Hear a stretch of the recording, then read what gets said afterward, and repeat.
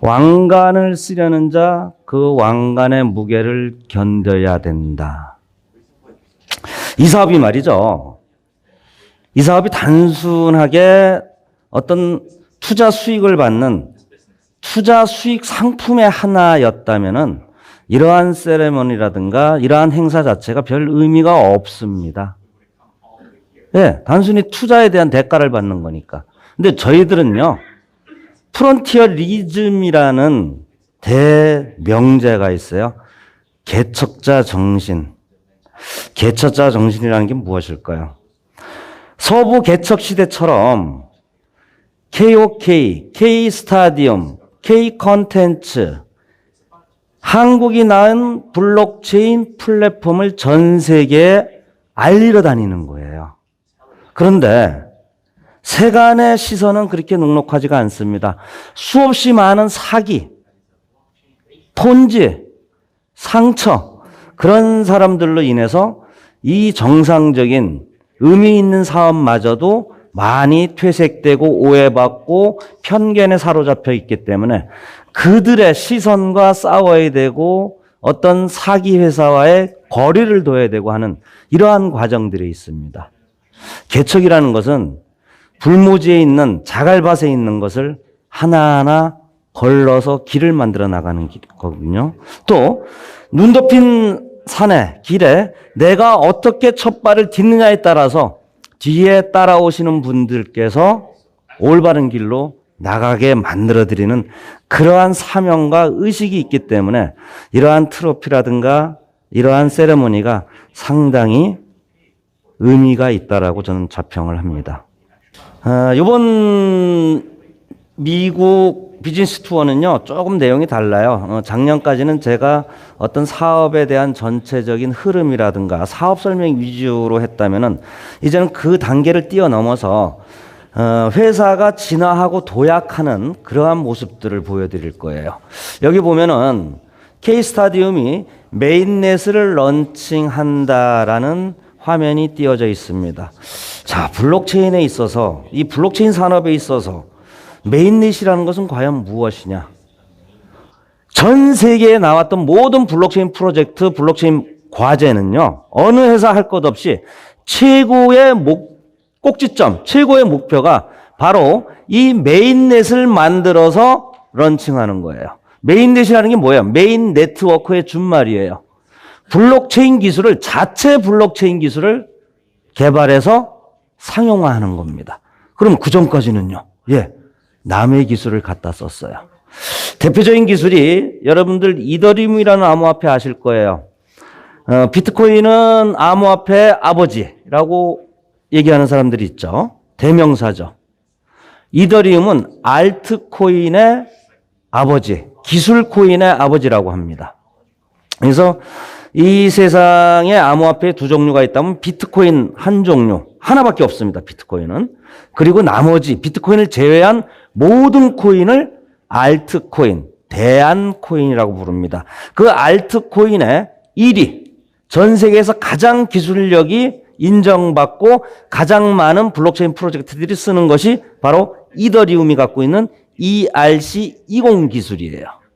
그 기술을 가지고 대부분 빌려 씁니다. 자, 그러면은 이 빌려 쓴다는 의미가 뭘까요? 우리는 일종의 어플리케이션이에요. 여러분들이 핸드폰에 있는 어플리케이션을 생각하시면 이해가 쉬운데 어플리케이션 하나만으로는 절대로 구동되지 않습니다. 어플리케이션이 어떠한 시스템을 만나야 그 어플리케이션이 구동이 돼요. 그 시스템이라는 게 뭐예요? OS 시스템, 오퍼레이팅 시스템. 안드로이드 또는 iOS를 반드시 만나야 어플리케이션이 구동이 됩니다. 바로 이거예요.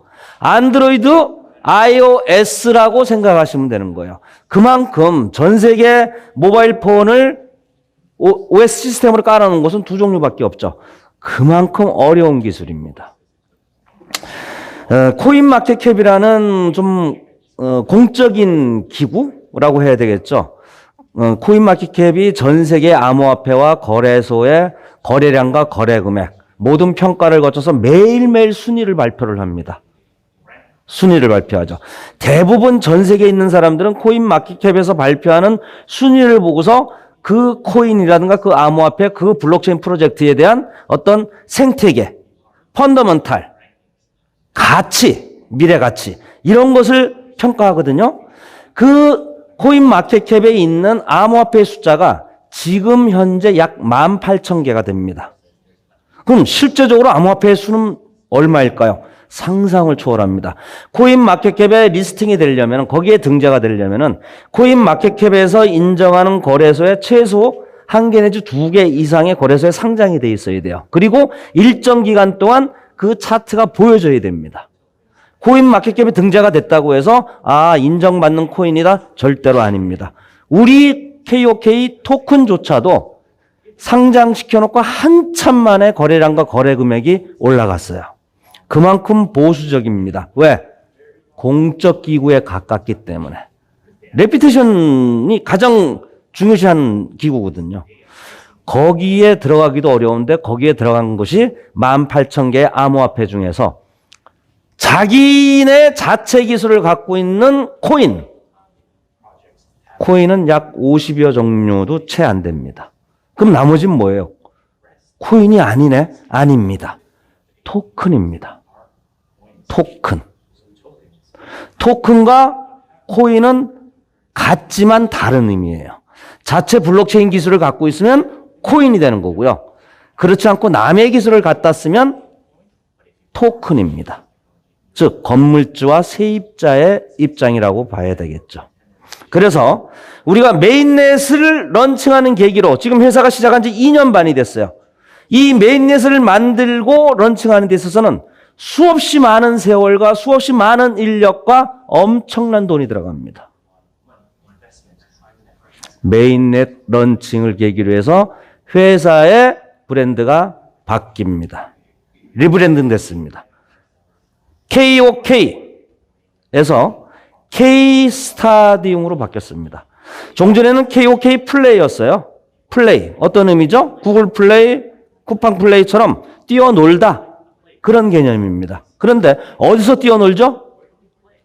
운동장에서 뛰어놀죠. 운동장에서 경기하죠. 예, 경기장의 의미를 갖고 있어요. 콜로세움의 의미, 스타디움의 의미, 플레이의 영역을, 의미를 훨씬 더 광의의 해석으로 포함시키는 그런 의미입니다. 여기서 나오는 움이라는 것은요, 이더리움을 빗대서 한 얘기일 수도 있습니다. 우리 KOK는 결제 토큰이에요. 이더리움과는 사뭇 성격이 다릅니다. 결이 좀 달라요. 이더리움은 블록체인 네트워크 상에서 쓰여지라고 만든 코인이에요. 모든 암호화폐는 목적이 뚜렷합니다. 우리는 뭐예요? 유틸리티 코인, 대중적인 코인, 페이먼트 코인, 결제용 코인으로 처음부터 세상에 나왔던 거예요. 하지만 이더리움보다 더 나은 기술과 더 값싼 수수료를 가지고 전 세계를 제패해 보겠다. 이러한 목적으로 나왔습니다. 자, 이 심볼을 보시면은 황소를 이미지합니다. 황소는 뭐라고 할까요? 지금 월스트리트에 가보면은 황소상이 있어요. 황소는 과거로부터 돈을 따집니다. 돈을 따져요. 그리고 주식이든 암호화폐든 상승장을 무슨 장이라고 하죠? 불장. 그래서 불장이 뭡니까? 한국 사람들한테 물어보면요. 불같이 확 타오른다고 해서 불장이래요. 아니에요. 시카고 불스. 황소를 얘기합니다. 그러면은 상승장은 불장이라고 하는데, 황소장이라고 하는데, 하락장은 뭐라고 할까요? 베어장. 베어가 뭐죠? 곰. 뭐야? 왜 상승하는 장을 황소장이라고 하고 불장이라고 하고 하락장을 베어장이라고 할까? 황소는요, 돈을 상징하기도 하지만은 싸울 때 뿔로 치 받습니다. 치 받아요. 상승한다. 곰은 싸울 때 앞발로 내리칩니다. 하락을 합니다. 거기서 유래된 것이 불장, 베어장이에요. 즉, 우리는 이 황소를 형상화했다는 것은 돈을 의미하면서도 앞으로 계속 상승하고 전진할 것이다. 하지만 메인넷을 계기로 리브랜딩이 돼서 KOK가 K스타디움으로 바뀌었지만은 KOK의 정체성, 그 헤리티지는 우리가 고스란히 유산으로 물려받아야 됩니다. 그것이 바로 이 왕관입니다. 왕관이라는 건 뭐죠? 세계 최고가 되겠다라는 의미가 있고, 왕관의 꼭지점이 세 개예요. 세 개란 의미는 유저, 우리 같은 프론티어, 유저를 얘기하고요. 두 번째는 콘텐츠 공급자, 개발자를 얘기합니다. 세 번째는 플랫폼 기업, 네, KOK, 재단 또는 미디엄 파운데이션을 얘기합니다. 즉, 이 세 개가 fair, 공정하게, 우리의 슬로건입니다. fair, share, 공유한다. enable, 이를 가능케 한다. 공정하게 수익을 공유할 수 있도록 한다. 이 이념과 이 경제체제를 무엇라고 하나요? 공부하신 분들 계신가요? 앞으로 설명드릴 프로토콜 경제라고 합니다. 프로토콜 경제는 그 플랫폼에 참여하는, 그 커뮤니티에 참여하는 모든 기업과 모든 공급자와 모든 소비자에게 모든 이익을 공정하게 분배를 한다. 공정하게 분배를 하려면은 그 공정하게 분배할 수 있는 기반 기술이 있어야 돼요. 그것이 바로 블록체인 기술입니다. 그래서 우리가 블록체인 기술을 통해서 암호화폐 토큰 이코노미를 통해서 모두가 잘 사는 세상을 만들어 보겠다. 그런 의미입니다. 이번 북미 투어의 가장 큰 목적이자 테마는 새로운 심벌과 메인넷을 알림과 동시에 회사는 날로 성장을 하고 있어요. 이미 탈한국이 된 지 오래됐고요. 글로벌로 엄청나게 인정받고 주목받는 루키에서 에이스로 거듭나고 있습니다. 그런데 이 사업에 참여하고 있는 우리들, 프론티어라는 용어 자체가 살짝 갸우뚱할 정도로 지금도 이 사업에 대해서 정체성을, 본질을 잘 모르고 투자 상품의 하나로 인식하는 분들이 있어요. 그래서 심한 말로 돈 넣고 돈 먹게 하는 분들, 금융다단계, 금융피라밋,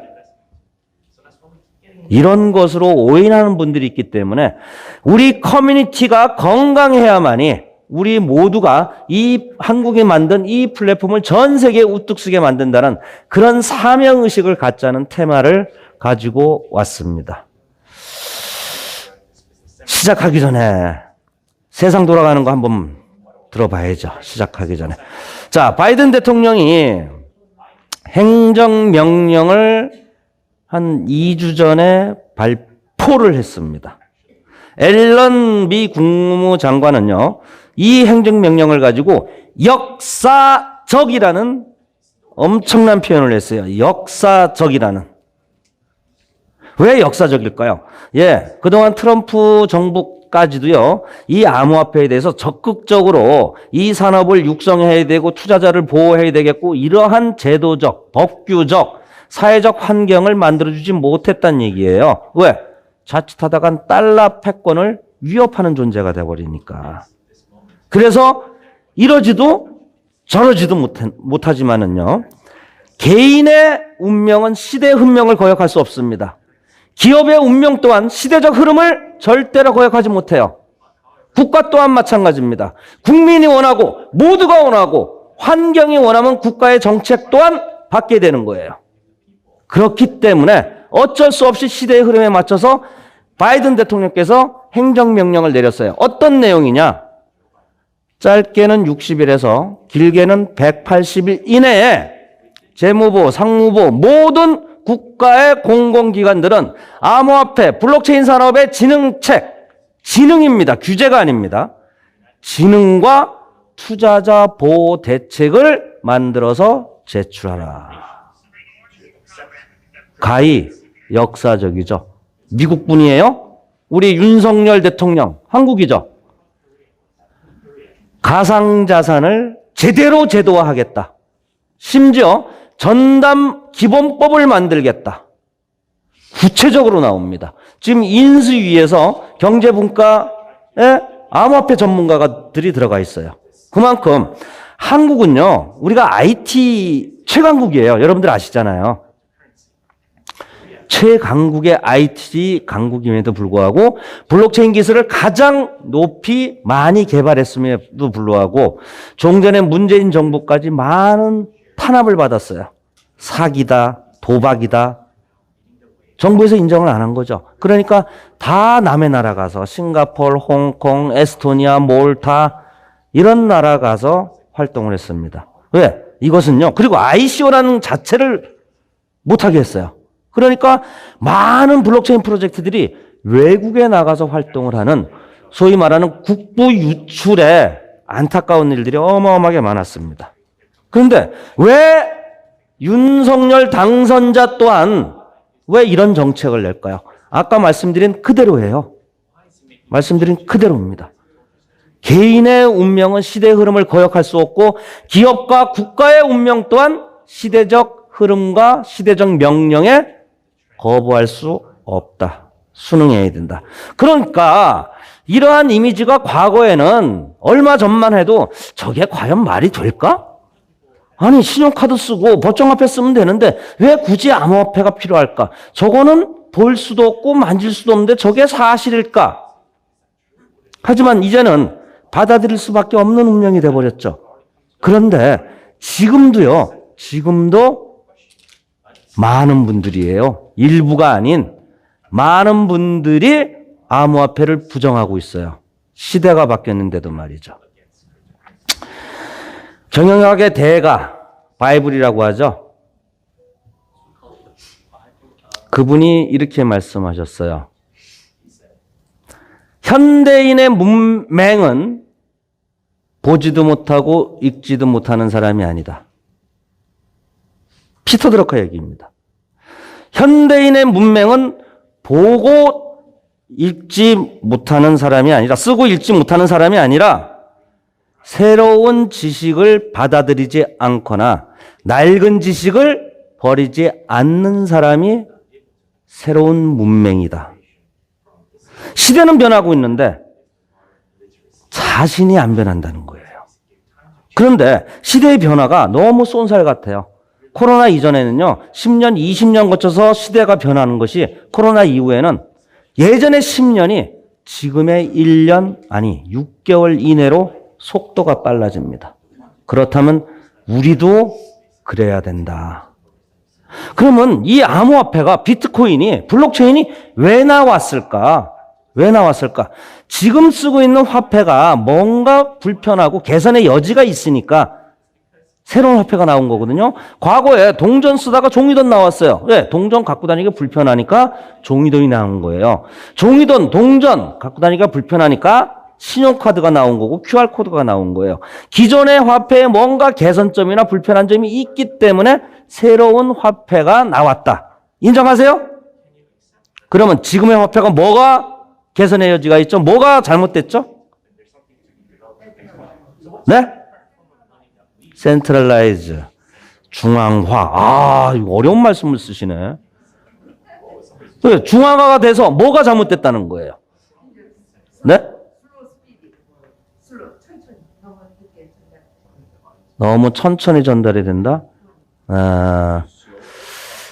중앙화까지는 맞는 말씀이세요. 중앙 권력이, 중앙은행이 돈을 찍어냅니다. 그것도 마음대로 찍어내요. 과거에는 금이 진짜 돈이었단 말이에요. 금이 진짜 돈이었는데 금이 있는 만큼만 달러를 찍어내게 돼 있었는데 금을 갖고 다니고 사용하기가 불편하니까 금 보관소에 갖다 맡기고 그 금 보관소가 오늘날의 은행이 된 것이고요. 금 보관증을 받아서 돈으로 사용했는데 그 금 보관증이 달러예요. 예전에 달러 하단에 보면은 이 달러를 은행에 갖다 주면 금과 교환해 줍니다. 진짜 돈은 금이었고 달러는 그냥 금을 보관한 보관증, 프린팅된 종이의 하나였어요. 근데 이것이 세계의 기축통화가 되면서 또 예전에 70년대 베트남 전쟁에서 닉슨 대통령이 이겨야 되니까 달러를 무한정 발행을 해야 되니까 금 본위제를 폐쇄를 시켜버린 거죠. 그리고 사우디한테 니네들 앞으로 우리가 니네들한테 경제적 군사적 원조를 해줄 테니까 중동의 최고 국가로 만들어줄 테니까 석유 판매 대금을 달러로 받아다오. 그럼 그 전까지는 뭘로 받았다는 거예요? 금으로 받았다는 얘기예요. 오로지 전 세계가 금만을 진짜 돈으로 인정했는데 금 본위제가 폐쇄가 되면서 없어지면서 달러의 양이 2008년 리만 사태 때부터 엄청나게 풀려버린 거예요. 그러니까 돈의 가치가 떨어진다. 자, 돈이라는 건 기능이 크게는 세 가지가 있어요. 가치 전달의 수단, 결제 소통이 돼야 되고요. 가치 측정의 기준이 돼야 되고요. 너 얼마짜리, 쟤는 얼마짜리. 그 다음에 가치가 보존돼야 돼요. 보존 가치라고 합니다. 이 가치가 점점 떨어지니까 보존 가치가 없어진 거예요. 그러니까 중앙에서 찍어낸 돈을 못 믿겠다. 중앙이 돈에 대한 신뢰를 잃어버렸다. 그 신뢰를 회복해야 되겠다. 그렇다면은 중앙에서 찍어낸 돈을 못 찍어내도록, 아니 중앙에서 찍어낸 돈과 달리 탈중앙된 돈을 만들어야 되겠다. 그게 뭐예요? 블록체인이에요. 그게 비트코인의 시효가 된 것입니다. 그래서 암호화폐를 하려면요, 반드시 금을 하셔야 돼요. 금, 디지털금. 왜 진짜 금, 디지털금이라고 할까? 예, 금은 진짜 돈이라고 그랬잖아요. 그런데 갖고 다니기 어렵고 사용하기가 어렵고 쪼개 쓰기가 어렵고 운송하는데 어렵고 보관하는데 돈이 많이 들어가고 단점이 있어요. 그래서 달러가 나왔다 그랬죠. 그런데 그 단점을 완벽하게 커버한 것이 비트코인이라는 얘기예요. 똑같이 희소성이 있어요. 수량이 한정적이에요. 18만 톤, 2,100만 개. 그런데 얘는 지구 반대편에 전송하는데도 순식간에 전송이 되고 수수료도 작고 얼마든지 1억 분의 1까지 쪼개서 사용할 수 있어요. 금이 갖고 있는 모든 장점은 다 갖고 있으면서 금이 갖고 있지 않는 단점까지도 장점으로 승화를 시켰기 때문에 새로운 대한금이라고 인정을 받아요. 어디서 검증이 됐느냐? 코로나 때문에 검증이 된 거예요. 코로나 때문에. 코로나가 시작이 되니까 이 경기 부양을 해야 돼요. 경기 부양을 어떻게 해야 돼요? 그러면 양적 완화를 해야 됩니다. 양적 완화. 돈을 마구마구 찍어서 재난지원금 같은 걸로 뿌려줘야 경기가 돌아갑니다. 그러면 돈이 많이 찍혀서 많이 풀린다는 얘기죠. 돈을 비롯해서 모든 상품은 많이 찍어낼수록 그 가치가 떨어진다. 삼척동자도 아는 세상의 이치예요. 돈의 가치가 떨어진단 말이에요. 돈의 가치가 떨어지니까 돈을 어디로 끌고 가요? 갖고 있으면 가치 하락되니까 안전자산으로 갈아타죠. 과거의 안전자산은 뭐였어요? 금이나 국채 이런 거였단 말이에요. 근데 정부도 못 믿겠어. 그러니까 국채 금리가 자꾸 올라가. 국채 안 믿어. 금으로 가야 돼. 근데 금값은 코로나 이후에 하락이 되고 오히려 코로나 전에 700만 원, 한국 돈 700만 원 하던 게 지금 8천만 원까지 올라갔다가 지금 5천만 원 선에서 횡보를 하고 있죠. 약 8배 이상이 올랐어요. 금값은 많이 떨어졌습니다. 그 이유는 뭘까요? 수요와 공급의 원칙이에요. 똑같습니다. 공급은 금도 처음에 많이 나오다가 점점 채굴량이 작아져요. 우리나라 올림픽 수영장 5개 분량이 전 세계에 묻혀 있대요. 18만 톤이라고 하는데 올림픽 수영장 4개 분량이 지금 채굴이 돼서 유통되고 있답니다. 하나가 지하 매장량이래요. 남아있는 게. 점점 채굴량이 작아진다. 금이 별로 없다. 금을 찾는 사람은 많아졌다. 왜? 진짜 돈이고 귀금속이고 부의 상징이기 때문에. 그러니까 금값이 과거로부터 계속 올랐어요. 오른 이유는 금값이 오른 이유도 있지만은 돈의 가치가 떨어진 이유도 있습니다.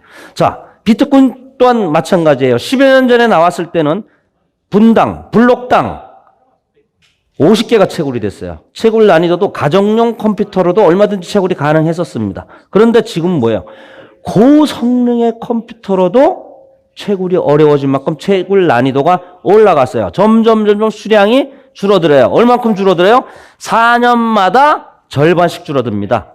자, 13년 전에 50개가 채굴이 됐어요. 블록당.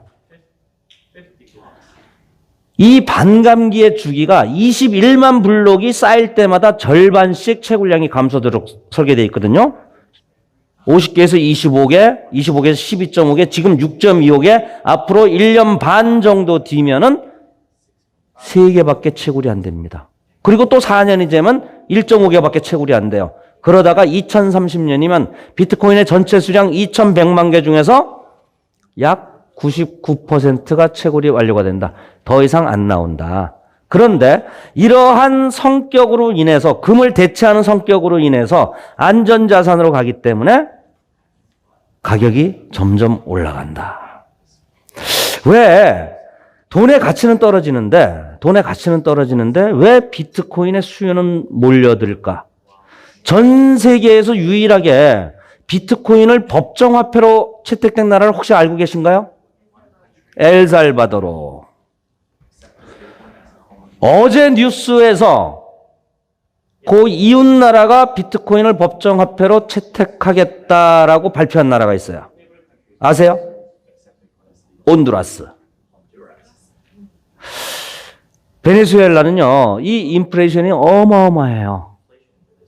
빵을 하나 사 먹고 뭘 사 먹으려면 돈을 이만큼 갖다 줘야 돼요. 그러니까 돈의 가치가 없어지는 거예요. 그래서 베네수엘라 대통령이 앞으로 비트코인을 법정화폐로 채택하겠다. IMF도 반대를 했고요. 국민 중 많은 사람들도 반대를 했어요. 그런데 보기 좋게 성공을 했어요. 어떤 얘기냐? 처음에 비트코인을 법정화폐로 채택을 하면서 전 국민한테 일정 부분의 비트코인을 나눠줬어요. 이런 얘기입니다. 한 달 전에 1갤론의 가스, 휘발유를 넣으려면은 가령 100불이 필요했는데 한 달 후에는 인플레이션에 의해서 110달러가 필요했다. 이게 인플레이션이잖아요. 그런 반면에 한 달 전에는 1갤런의 휘발유를 사는데 0.1비트의 비트코인이 필요했는데 한 달 이후에 1갤론의 휘발유를 사는데 0.1비트가 아닌 0.09비트만 필요하더라. 왜?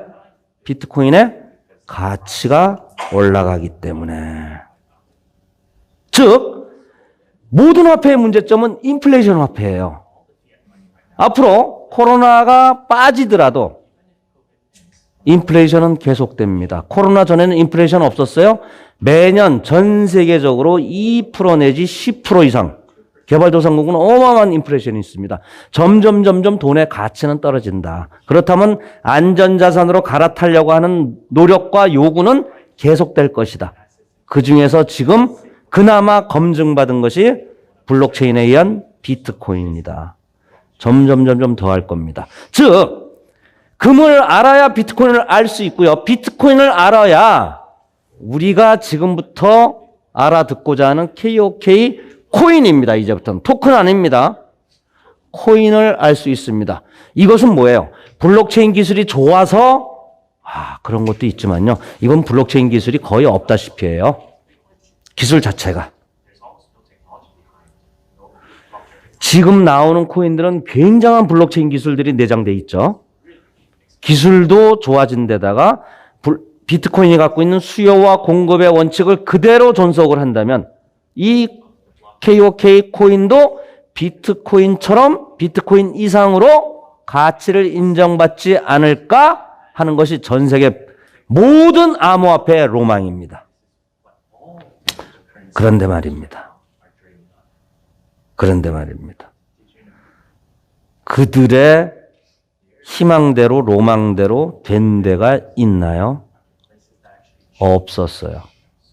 이것이 그동안에 어떻게 보면 시행착오라고 저는 생각을 해요. 또 성장통이라고 생각합니다.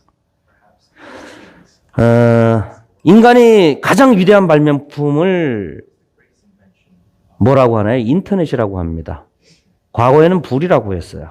근데 근대사에서는 인터넷이라고 하는데 인터넷조차도 90년대 초반에는요, 엄청나게 부정당했어요. 말도 안 되는 기술이다.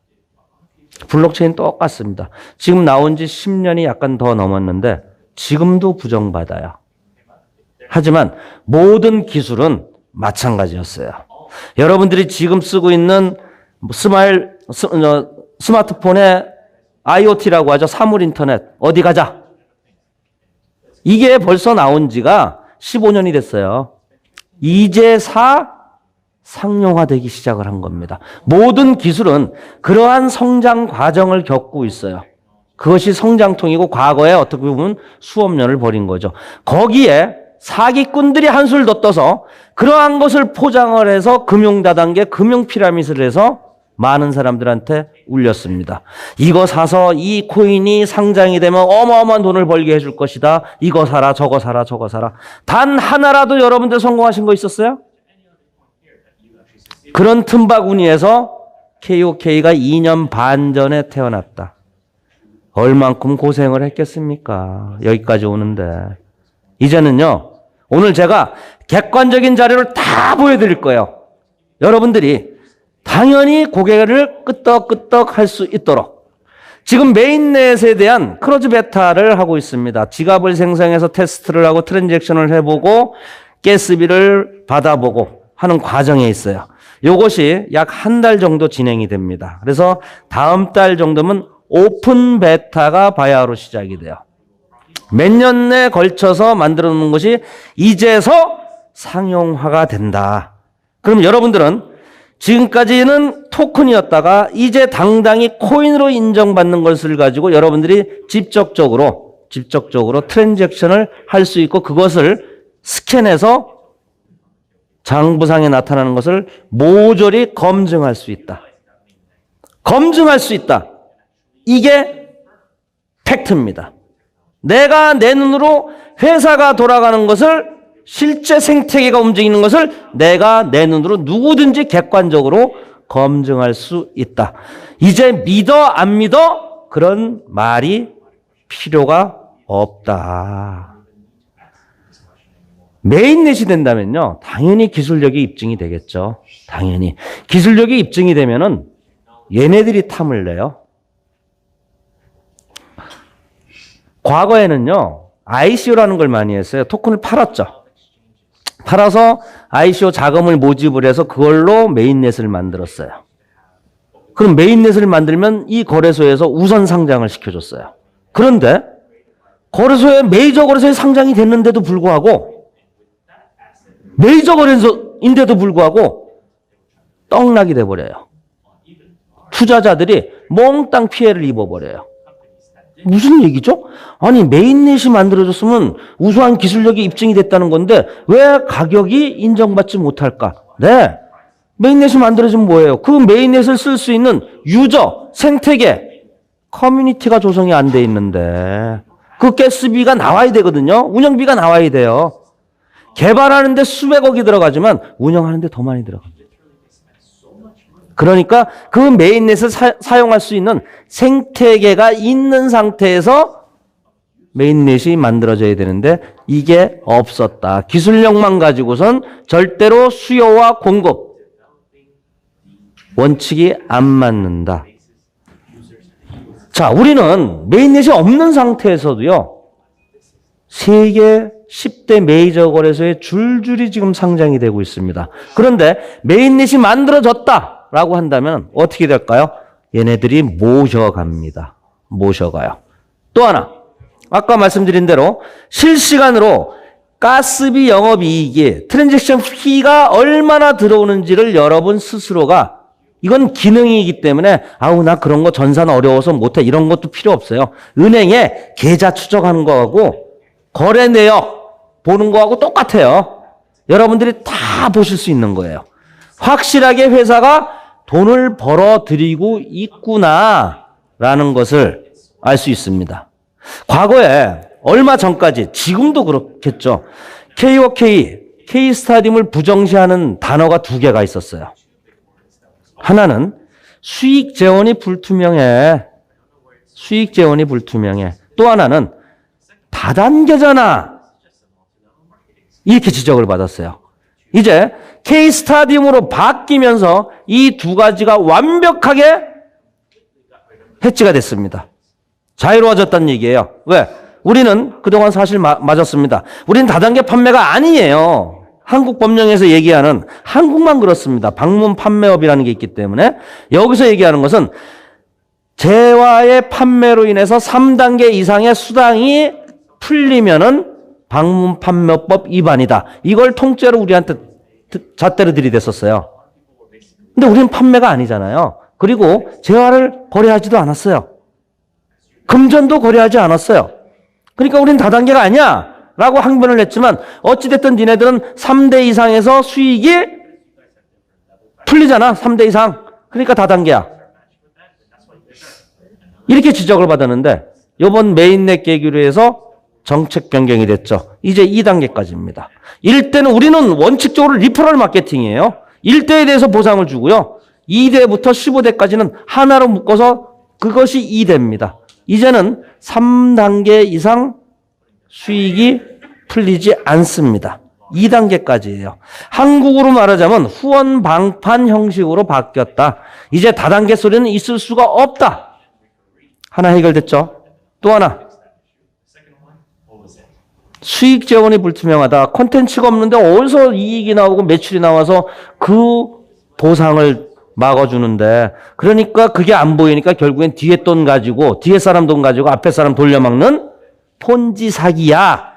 이런 지적이 있었어요. 그런 사람들한테 아니야 그런 게 아니야. 우리는 돈을 주는 게 아니라 우리는 토큰을 줘. 그런데 그 토큰은 이미 발행해 놓은 거야. 원가 없는 토큰을 우리는 주고 그것이 생태계를 거쳐가면서 무형의 가치가 유형의 가치로 바뀌는 거야. 이 바보야. 토큰 이코노미 좀 공부 좀 해. 이렇게 떠들어댔거든요. 근데 공부하나요? 나 그런 거 몰라. 이랬는데 그러니까 안 믿었단 말이에요. 공부 안 하니까. 토큰 이코노미만 공부를 하면 이것이 해결이 되는데 그걸 공부 안 하니까. 근데 이제는요.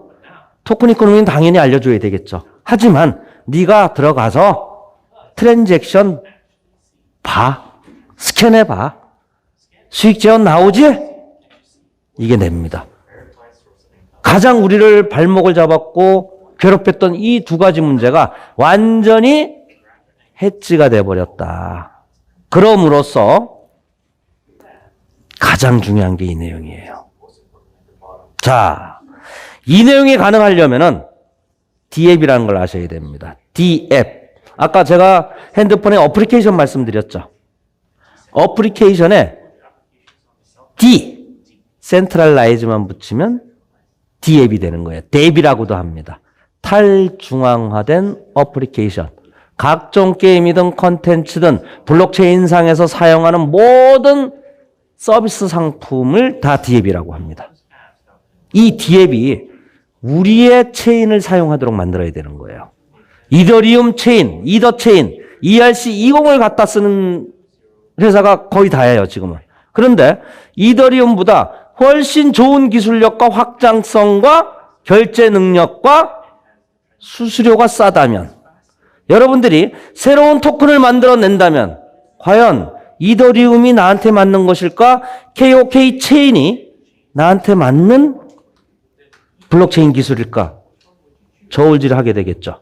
그런데 이더리움은요. 지금 POW에서 POS 방식으로 바뀌고 있지만은 지금 현재는 초당 20TPS가 채 안 나와요. 굉장히 느립니다. 비트코인은 초당 7TPS밖에 안 나와요. 그런 반면에 우리가 이것이 상용화되려면 실생활에 결제형 토큰으로 가능하려면 비자카드, 마스터카드 정도의 결제 속도가 나와줘야 돼요. 비자카드, 마스터카드 결제 속도가 어느 정도냐? 약 2만 TPS 내외입니다. 근데 우리는요, 전 세계적으로 가장 빠른 15,000TPS를 국제 공인을 받았어요.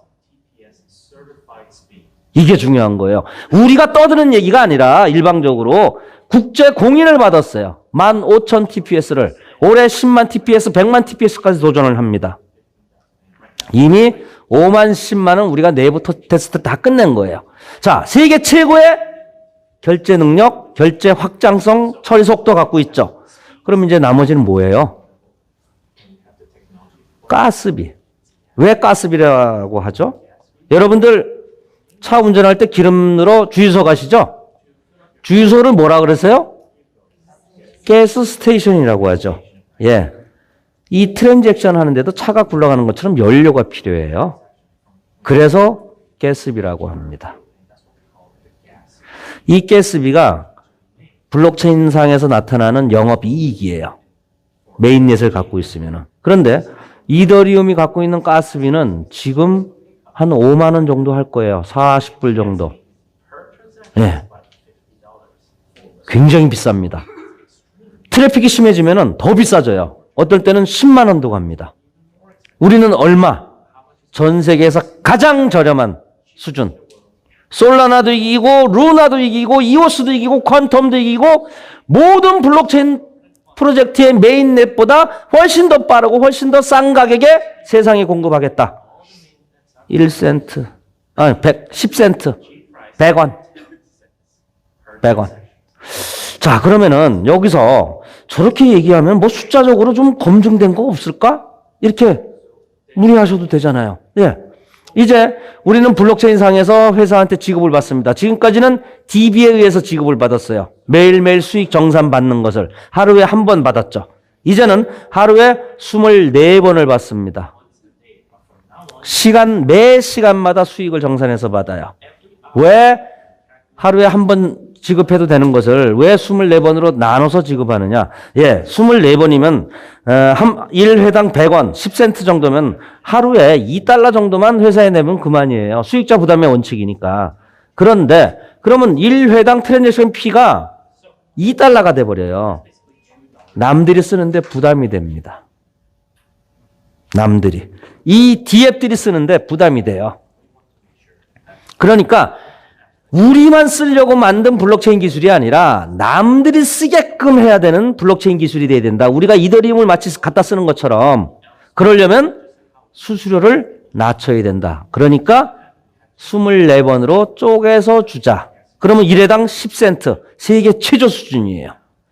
10센트 곱하기. 일단 우리 유저들 상대로 해서 회사가 벌어들이는 수익을 계산해 드리는 거예요.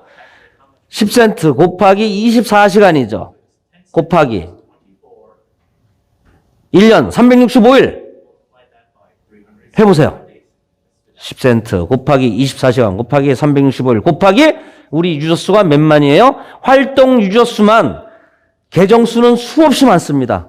의미 없어요. 우리는 활동 유저 수가 중요한 거예요. 활동 유저 수가 약 70만 명이에요. 곱하기 70만 명 곱해보세요. 이것만 해도요. 조 단위 가까운 돈이 나와요. 이것만 해도. 그런데요. 그건 우리 유저만 상대를 했을 때. 그것도 회사에서 지급했을 때만 가정한 거예요. 우리가 받았으면 거래소로 인출하죠. 당연하죠. 그리고 이제 페이먼트가 도입되면 결제하죠. 그리고 내가 누구한테 전송하죠. 이때마다 가스비가 발생이 돼요. 우리가 10,000 TPS를 보장한다고 할 겁니다. 이제 세상에다가. 그러면 10,000 TPS를 다 충족을 했다. 계산해 보시면 딱 나와요. 가스비만 3조 이상의 영업이익이 나옵니다. 그런데요. 우리가 유저가 점점 많아지잖아요. 지금은 영업이익의 두 축인 컨텐츠 플랫폼에 의한 영업이익은 지금 별로 없어요. 우리가 유저가 코로나로 인해서 생각보다 좀 작아요. 그러니까 이제 시작도 안 했다고 얘기하는 거예요. 70만 명인데도 불구하고. 유저가 점점 100만, 200만, 1000만 명 된다. 그러면은 우리 유저를 상대로 해서 장사하려고 들어오는 D앱들이 무진장 많아집니다. 콘텐츠들이. 이들이 들어오려면요. 우리한테 계약금을 내야 돼요. 뭘로 내야 돼요? KOK를 사서 계약금을 내야 되고 우리한테 매출이 발생되는 모든 것이 트랜잭션화가 됩니다. 하나하나가 다 트래킹이에요. 이때마다 가스비를 내야 되는데 가스비를 뭘로 내요? 시장에서 KOK 코인을 사서 우리한테 내야 돼요. 마치 우리가 지금 KOK 토큰을 전송할 때 이더리움을 사서 가스비를 지불을 하죠. 이거하고 똑같은 거예요. 그러면 영업이익, 가스비에 대한 영업이익이 과연 얼마나 나올까? 천문학적 숫자가 나옵니다. 고로 지속 가능한 경제 구조가 완성이 된다. 이게 왜 중요하느냐. 이 작동 원리, 로직을 아셔야 된다는 얘기예요. 예. 이거 볼래? 핸드폰 좀 볼래? 야, 2년 반 동안 단 하루도 실수 없이 수당 나왔대. 우린 수당 드린 적 없어요. 뭐 파셨어요? 아직도 수당이라는 말이 나와. 아직도 또 매출이라는 말을 해요. 제가 이러니 건강한 커뮤니티를 부르짖지 않을 수가 없잖아요. 우리 뭐 팔지 않았어요. 매출 아닙니다. 매출 없어요. 안 팔았기 때문에 수당도 없어요. 밑에서 뭐 올라오는 거 아니에요. 하나도 없습니다. 밑에서 뭘 팔아야 그 수당을 내가 올라왔죠. 그건 다단계 판매에 해당되는 얘기고요. 우리는 회사가 광고로 마케팅해야 될 것을 우리가 구전으로 마케팅, 리퍼럴 마케팅, 친구 초대 이런 걸 했기 때문에 회사가 광고비 쪽으로 내려주는 거예요. 즉, 우리는 단 하루도 회사가 실수 없이 수익을 지급해 줬어. 믿을만하지. 그것도 2년 반 동안 이런 회사 없었거든요. 전 세계에서 없었어요. 그러니까 믿어봐. 이렇게 말씀하시면요. 잘못된 거예요. 기업은요. 냉정하게 판단하셔야 돼요. 기업은 100년간 잘 먹고 잘 살다가도 한순간에 없어질 수 있어요. 소니도 그랬고요. 코닥도 그랬습니다. 기업은 지속 가능한 경제 구조를 갖고 있느냐. 이것을 이해하셔야 돼요. 그래야 당당해지는 겁니다. 그래야 누구한테든 너 빨리 와.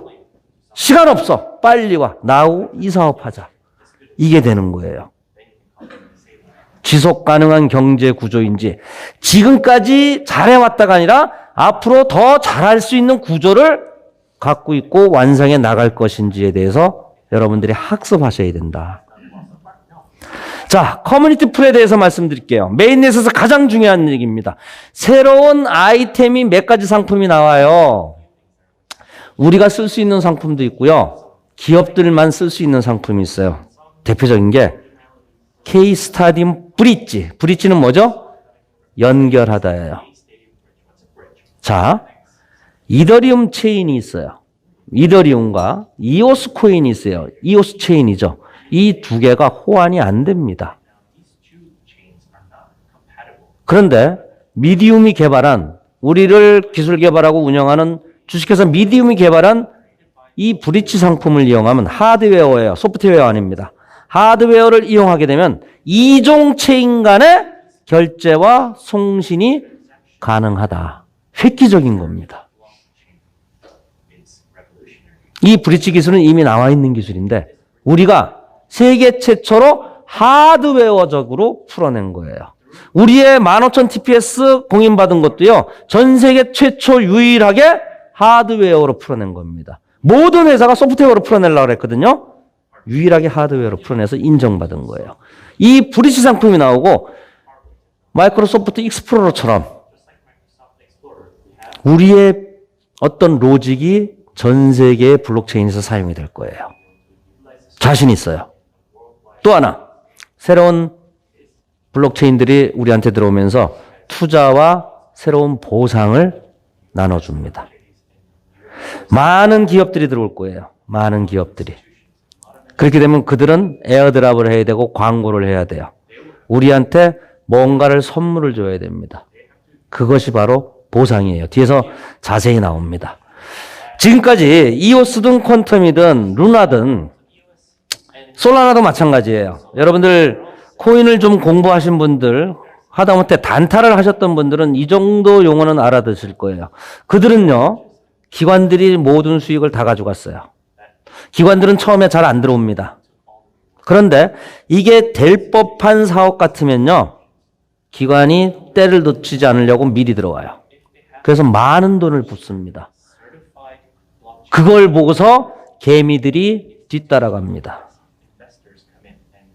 그리고 돈은 누가 벌어요? 기관들이 갖고 있는 물량을 털어내요.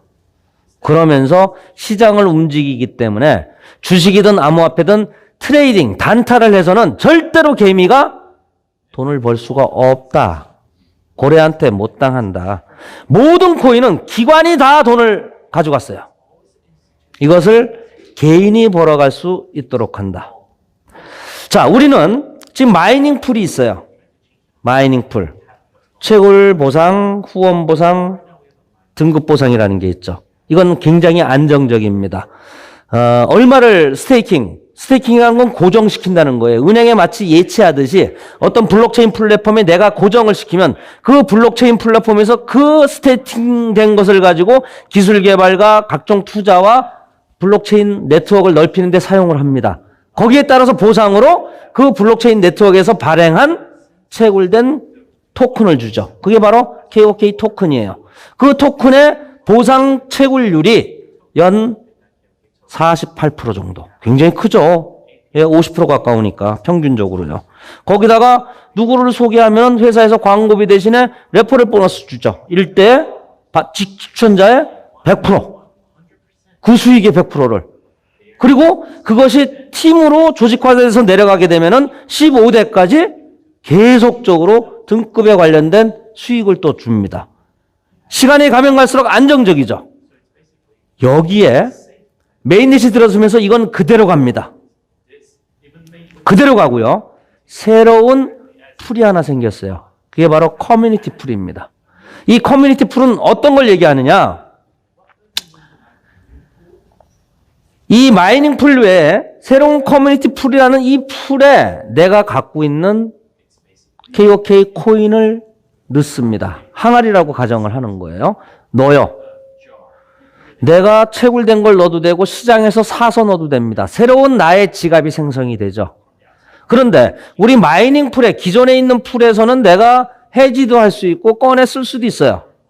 갖다 팔 수도 있고. 그런데 이 커뮤니티 풀은요. 내가 넣는 순간 못 꺼냈습니다. 항아리에 그대로 담겨만 있어요. 코인이. 일종의 소각 효과가 있는 거예요. 누구도 갖다가 못 팝니다. 그러니까 거래소에 매도가 될 수 있는 잠재적 요인 자체가 완전히 제거가 된다. 즉 유통 물량 자체가 유통 수량이 줄어든다. 자, 그럼 코인 가격이 어떻게 돼요? 유통 물량이 줄어들면은 공급량이 줄어들면은 가격이 올라가죠. 토큰 공급량이 계속 우린 줄이잖아요. 반감기를 통해서 처음에 12%, 9%, 7%, 지금 평균 4%대로 줄였죠. 보상도 무한대 보상에서 25대에서 지금 15대로 줄였죠. 점점 토큰의 공급량을 줄여가는 거예요. 이것도 모자라서 중간중간에 소각을 합니다. 완전히 불태워 없애요. 그러면서 커뮤니티 풀을 만들어서 여기에 넣도록 해서 소각의 효과를 만듭니다. 그러면은 공급량도 주는 데다가 시장에 풀릴 수 있는 양 자체가 현저하게 줄어들어요. 그런데 유저수와 사용처는 점점 늘어납니다. 공급은 줄어들고 사용자는 점점 많아지고 수요가 많아지고 수요와 공급의 원칙이 정확히 부합되죠? 가격은 올라갈 수밖에 없다. 그 사람들한테 보상으로 줍니다. 그런데 이것은 의무적이란 말이에요. 마이닝 풀은. 근데 이 커뮤니티 풀은 의무적이 아니에요. 내가 넣어도 되고 안 넣어도 돼요. 근데 내가 넣었다. 커뮤니티 풀에 넣었다. 그러면 나는 내 것을 희생하고 기여한 거예요. 전체 코인 가치 상승을 위해서. 희생을 했는데 모든 사람들이 안 넣은 사람들까지 혜택을 받아요. 코인의 가치가 올라갔으니까. 그럼 나한테 보상을 줘야 될 거 아니에요. 예. 아까 말씀드렸던 가스비의 전부가 트랜잭션 피의 전부가 이 커뮤니티 풀에 들어온 사람들한테 다 보상으로 풀려요. 더 있어요. 우리가 메인넷이 가동이 되면 인플레이션 코인이 추가로 발행이 됩니다. 상당히 많은 수량이에요. 1년에 약 3천만 개 이상이 될 거예요. 그 수량조차도 이 보상으로 다 풀립니다. 또 있어요. 인베스트먼트 리워드라고 하는 것은 우리가 유저 수가 많아지면 디앱들이 들어온다 그랬죠. 각종 컨텐츠들이 들어오고 각종 기업들이 들어와요. 이 기업들이 들어오면요. 우리를 상대로 해서 장사를 하려고 해요. 그게 플랫폼이잖아요. 소비자가 있으면 뭔가 팔려고 들어오거든요. 그러면 우리한테 뭔가 어필을 해야 돼요. 광고 물량을 뿌려야 돼요. 우리가 어떤 거래소에 상장을 할 때 에어드랍 비용을 내는 게 있어요. 선물용으로. 개업발이라는 거 있잖아요. 개업할 때 선물 주죠? 떡 돌리죠? 그거하고 똑같은 거예요. 이들이 우리한테 개업발을 올리기 위해서 선물용 에어드랍을 해야 됩니다. 이 에어드랍까지도 몽땅 이 커뮤니티 플레이 기여한 사람들한테 보상으로 들어갑니다. 그러니까 해야 돼요? 말아야 돼요? 해야 되겠죠. 해야 되겠죠. 그런데 이 커뮤니티 플레이 얼마나 활성화가 되느냐에 따라서 우리의 미래가 사실은 달려있다고 해도 과언이 아니에요. 그러니까 커뮤니티 풀을 사기를 진작시키고 좀 더 열정적으로 하는 사람한테 우대를 해주기 위해서 전 세계 최초로 이러한 것을 만들어서 특허를 냈어요. 지금 채굴 보상까지 주는 회사들은 몇 개가 있어요. 이오스도 마찬가지고 이걸 가지고 포스 방식에서 디센트럴라이즈를 넣어서 디포스 방식이라고 합니다. 이런 건 구글에서 좀 공부하시는 게 좋습니다. 디포스 방식에서 더 진화한 방식이에요. 우리가 세계 최초로 특허를 냈습니다. 우리는 뭐까지 넣는다? 랭킹 보너스와 기본 보상을 따로 넣었어요. 왜?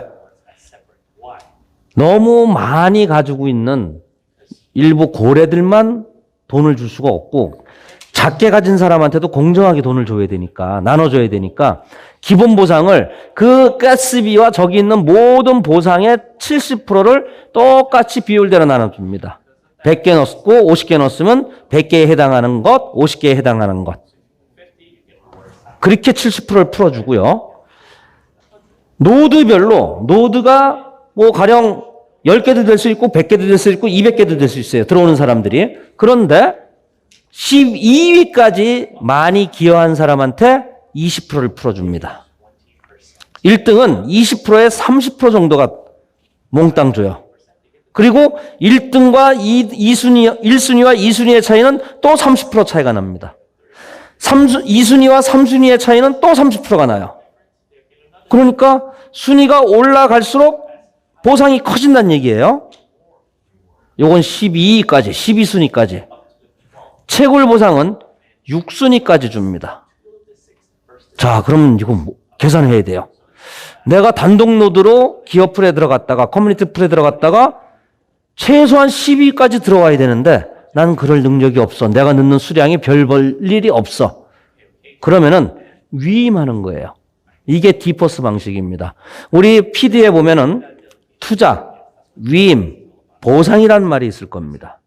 바로 그걸 얘기하는 거예요. 그래서 송가병 노드가 제가 아무래도 전 세계에서 가장 많아요. 지금 토큰을 가지고 있는 게. 근데 누가 봐도 제가 한 300만 개에서 1000만 개를 노드를 기여를 했다. 얼마나 기여를 할지 저도 잘 모르죠. 근데 저는 상당히 많이 할 거예요. 왜? KOK를 좀 더 흥행시키기 위해서. 지금까지 KOK를 통해서 제가 배려를 받고 돈을 벌었기 때문에 거의 갖고 있는 1000만 개를 다 넣을 수도 있어요. 제가 몇 개 갖고 있다고요? 좀 더 갖고 있어요. 그러면 당분간 제가 분명히 부동의 1위일 거예요. 1000만 개를 넣었어? 아니, 한 300만 개만 넣어도 제가 1000만 개를 한 군데 넣지 않고 노드를 한 3개로 나눠서 뭐 400개, 300개, 300개 나눠 넣어도 내 거라는 거, 내 이름은 안 나오지만은 다 보이거든요? 닉네임이? 몇 개가 넣었다는, 어느 주소에서 몇 개가 들어왔다는 게 다 보여요. 블록체인이니까. 그러면은, 아, 이거 송가병 노드 같다. 그러면 나한테 위임을 해주시면 돼요. 그러면 위임해서 그날에 1등을 했다. 그러면 그날 들어온 가스비에 순위 보상, 채굴 보상까지 같이 받는 거예요. 그러니까 눈치 보기가 돼야 되겠죠. 어떤 날은 안 넣어도 돼요. 어떤 날은 넣는데 누구한테 따라가서 넣을까? 이러다가 이것이 이제 일반한테 오픈이 됩니다. 처음부터 오픈이 돼요. 이게 소문이 나요. 기관들이 들어오고 고래들이 들어와요. 우리 프론티어들이 상위 순위에서 이 채굴 보상 6위까지 순위 보상 10위까지 짭짤하게 돈을 벌 기회가 시간이 그닥 많지 않을 거예요. 이건 지금까지 디포스 방식으로 진행했던 모든 기업들한테 공통적으로 나왔던 얘기예요. 서둘러야 되겠죠. 자, 또 하나가 있죠. 그러면 이 기업풀에다가 커뮤니티 풀에 기여를 했어요. 기여를 해서 코인이 시장에 나올 가능성이 없어지니까 가격은 올라갔는데 그럼 여기에 뭐 하는 건 뭐 할 거냐. 제가 장학재단을 설립한다고 회사에 얘기를 했었어요. 100억 이상을 들여서. 그랬더니 너무도 훌륭하신 생각이십니다. 그런데 왜 제가 송가병 장학재단을 생각을 했냐면은 KOK 장학재단을 하려고 하니까 회사가 주도하는 것처럼 남들한테 안 좋은 시선으로 보여질 수가 있겠더라고요. 그래서 송가병 장학재단으로 하려고 합니다. 했더니 그러면요 서두르지 마시고 우리 커뮤니티 풀 나오면은 그때 하세요. 회사와 전혀 관계없이 우리 프론티어들의 의사결정에 의해서 장학재단을 설립하실 수 있습니다. 대표님께서 그런 생각을 갖고 계시다면 커뮤니티 풀에 많이 스테이킹 하십시오. 1등 노드가 되십시오. 그래서 의제를 대표님이 내세요. 우리 장학재단 설립합시다. 그러면 여러분들이 이 커뮤니티 풀에 들어온 분들이 투표를 합니다. 51%의 투표에서 가결이 되면은 장학재단 설립하는 거예요. 금액도 우리의 손으로 결정을 합니다. 제가 결정 못해요. 재단은 어떠한 의사결정에 참여할 수 없다. 이게 뭐예요? 탈중앙화된 자율조직 DAO, DAO, Decentralized Autonomous Organization. 이게 블록체인 철학이에요. 재단도 배제시키고 모든 거버넌스, 모든 의사결정을 우리 노드, 우리 네트워크에 참여한 우리 커뮤니티에 들어온 우리끼리 명제를 올리고 결정한다. 신나는 일 아니에요? 미국의 재미교표 2세가 어떤 영화를 만들었어. 영화 시놉을 썼어. 각본을 썼어. 훌륭해. 오징어 게임 2가 될 것 같아. 여러분들 중에 누군가 명제를 올리는 거예요. 제안을 하죠.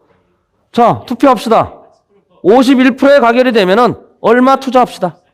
투자해서 이익이 나왔다. 그러면 우리 커뮤니티 풀에 들어온 사람들한테 고스란히 배당으로 나갑니다. 고스란히. 손실 볼 수도 있겠죠. 예. 정말 흥미진진한 얘기가 될 겁니다. 재단은 의사결정에 참여할 수 없다. 진정한 탈중앙화된 자율 조직이다. 다오라는 말이 이제 심심치 않게 들릴 거예요. 재밌는 게요. 제가 2년 반을 이 사업을 진행을 했잖아요. 제가 제일 처음 시작한 사람 아닙니다. 전 뒤늦게 시작했는데 세계 최고가 된 사람이에요. 그만큼 늦게 시작해도 세계 최고가 될 수 있다라는 걸 말씀드리는 거고 3년 전에 2년 반 전에 우리가 그때서 얘기했던 것이 NFT, 메타버스, 가상도시, 다오 이러한 용어들 있잖아요. 이제서 세상 사람들한테 조금씩 흘러나가요. 이제서. 지금도 이러한 용어를 긴가민가 말도 안 돼 하는 사람 그런 얘기 하는 사람들이 대부분인데 2년 반 전에 이러한 말도 안 되는 소설을 쓰고 다녔으니까 남들이 어떻게 생각했겠어요? 저 미친놈 사기치고 있네. 니네가 무틱에 구글을 이겨? 말도 안 되는 소리를 하고 있어. 니네가 넷플릭스를 이긴다고? 적당히 사기쳐라 이놈들아. 이런 소리 들으면서 지금까지 왔어요. 자, 정리해 드릴게요. 마이닝 풀에 대해서는 다 말씀드렸죠. 이것은 US 달러 개념입니다. 마이닝 풀은. 안정적으로 성장할 수 있어요. 나홀로 재테크도 가능하고요. 나홀로 투자도 가능합니다. 내가 누구 소개하면 레퍼럴 플러스 나와요. 그분이 얻는 수익만큼 회사가 나한테 내려줍니다.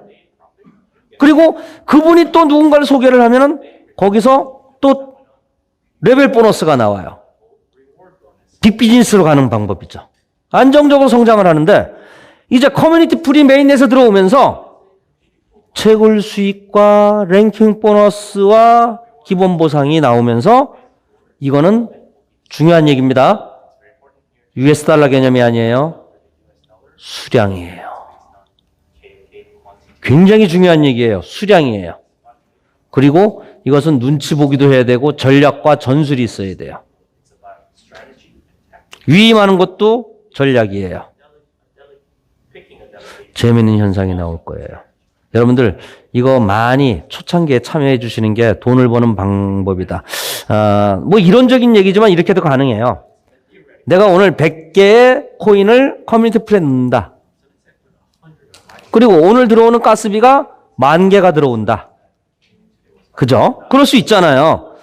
근데 나중에 마감을 해보니까 아무도 커뮤니티 풀에 안 들어왔어. 나 혼자 100개를 넣었어. 이 10,000개가 몽땅 기본보상, 채굴보상, 순위보상 다 내 거잖아. 100개 넣고서 10,000개를 받아요. 이 수량이라는 거 중요하다는 얘기예요. 이미 커뮤니티 풀의 수량을 넣는 순간 코인 가격은 올라가요. 똑같이 100개 넣고 100개 받았다 하더라도 넣을 때의 US 달러 개념과 나올 때의 100개 US 달러 개념이 다르다. 훨씬 더 이익이다. 새로운 수익원이 또 만들어졌다, 우리한테. 그러면서 우리 K스타디움의 탈중앙화된 거래소 머지리티 6월 달에 런칭합니다. NFT 마켓플레이스, 게임, 각종 디지털 컨텐츠, 메타버스, 가상도시, 쇼핑, 모든 서비스 상품들이 우리의 메인넷에 다 들어온다. 이건 뭐야? 유저만 많아지면 돼요. 그렇게 되면 가스비 이익은 가스비 이익대로 더 상승하고요. 가스비 이익 말고도 이제 플랫폼의 영업이익이 비로소 창출이 된다. 그러니까 많은 사람들이 우리 보고 니네 컨텐츠가 없잖아. 그러면서 무슨 컨텐츠 플랫폼이라고 우겨대니. 그거 자체가 사기야. 지금 우리한테 서비스되는 컨텐츠들은요. 거의가 다 사온 거예요. 구색 맞춘 거예요. 구색. 말씀드리잖아요. 왜? 콘텐츠 플랫폼이니까 구색은 맞춰놔야 되잖아요. 근데 우리가 플랫폼 사업을 하는데 왜 사와야 됩니까? 플랫폼은 지들이 알아서 들어와야 돼요. 들어올 때 계약금 내야 되고 수수료 내야 돼요. 그 수수료를 받아먹는 게 플랫폼 사업자인데 왜 얘네들이 왜 안 들어와요? 왜 우리가 돈 주고 사와요? 유저 수가 작기 때문에. 그런데 지금 있는 유저 수만 해도 가스비 영업이익이 엄청나다 이제. 그러니까 점점 유저가 많아지고 사용처가 많아지면 이 공급자들이 계속 들어올 것이다. 그럼 가스비도 더 많아지고 점점 많아진다. 이러면서 본격적으로 메인넷이 가동이 되지 않았는데도 5,000%가 상승했죠. 지금 가격이 한 5달러 내외로 떨어졌어요. 그래도 4,000%예요. 40배가 뛰었다. 40배가 뛰었다. 이거 우리 얘기 아니에요. 객관적으로 증명된 얘기예요. 작년에 1,000% 이상 성장한 68개의 코인이 있었답니다. 그 중에서 우리가 31위에 올랐고요. 중요한 건요. 거래량과 트랜잭션, 거래 금액이에요. 이거 굉장히 중요한 겁니다. 뒤에 다시 나옵니다. 차트만 보면요. 반드시 실패하십니다. 거래량과 거래 금액, 트랜잭션 수가 중요해요. 크립토닷컴이 전 세계 1위예요. 결제 토큰 중에서. CRO 토큰이라고 합니다. 코인이라고 합니다. 우리가 거기를 이겼어요. 이거 PD에 다 나와 있는 거예요. 이건 객관적인 지표예요. 우리가 조작할 수가 없는 내용들입니다. 이게 지금 메인넷이 나오기 전인데도 불구하고 지금 이런 결과를 가져와요. 자, 결제 토큰 1등 페이먼트 토큰으로 가겠다. 이 모습을 이제 금방 아실 수 있을 거예요. 더나인 컴퍼니 키오스크 업체를 인수를 했죠. 이제 전 세계에 퍼집니다. 이미 많은 나라, 많은 도시에 퍼져 있어요. 여기에 KOK가 결제용 토큰으로 시스템이 호환이 될 겁니다. 이미 됐습니다. 자, 핸드폰을 열어서 QR코드를 갖다 대면 즉시 결제가 됩니다. 최고의 결제 속도가 탑재가 됐기 때문에 기다릴 필요가 없죠?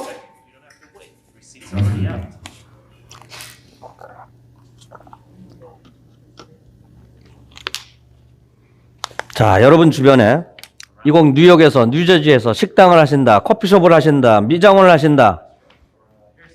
갖다 놔보세요. 네. 신날 겁니다. 이건 먹고, 이게 먹고. 어쩌면요, 제가 잠깐 들은 얘기인데, 내가 이것을, 키오스크를 유치를 했잖아요. 키오스크 가격이 있을 거 아니에요. 무료로 공급한 것도 있고 유료로 하는 것도 있는 것 같아요. 유료로 했다면 내가 사서 가령 했다. 그러면 여기서 나오는 결제 수수료가 나와요. 카드, 신용카드 결제 수수료 피지사에서 받듯이 그 일부도 내가 받을 수 있다라는 얘기도 있습니다. 뭐 각국 나라마다 이제 정책이 어떻게 될지 모르니까 굉장히 재밌어질 거예요.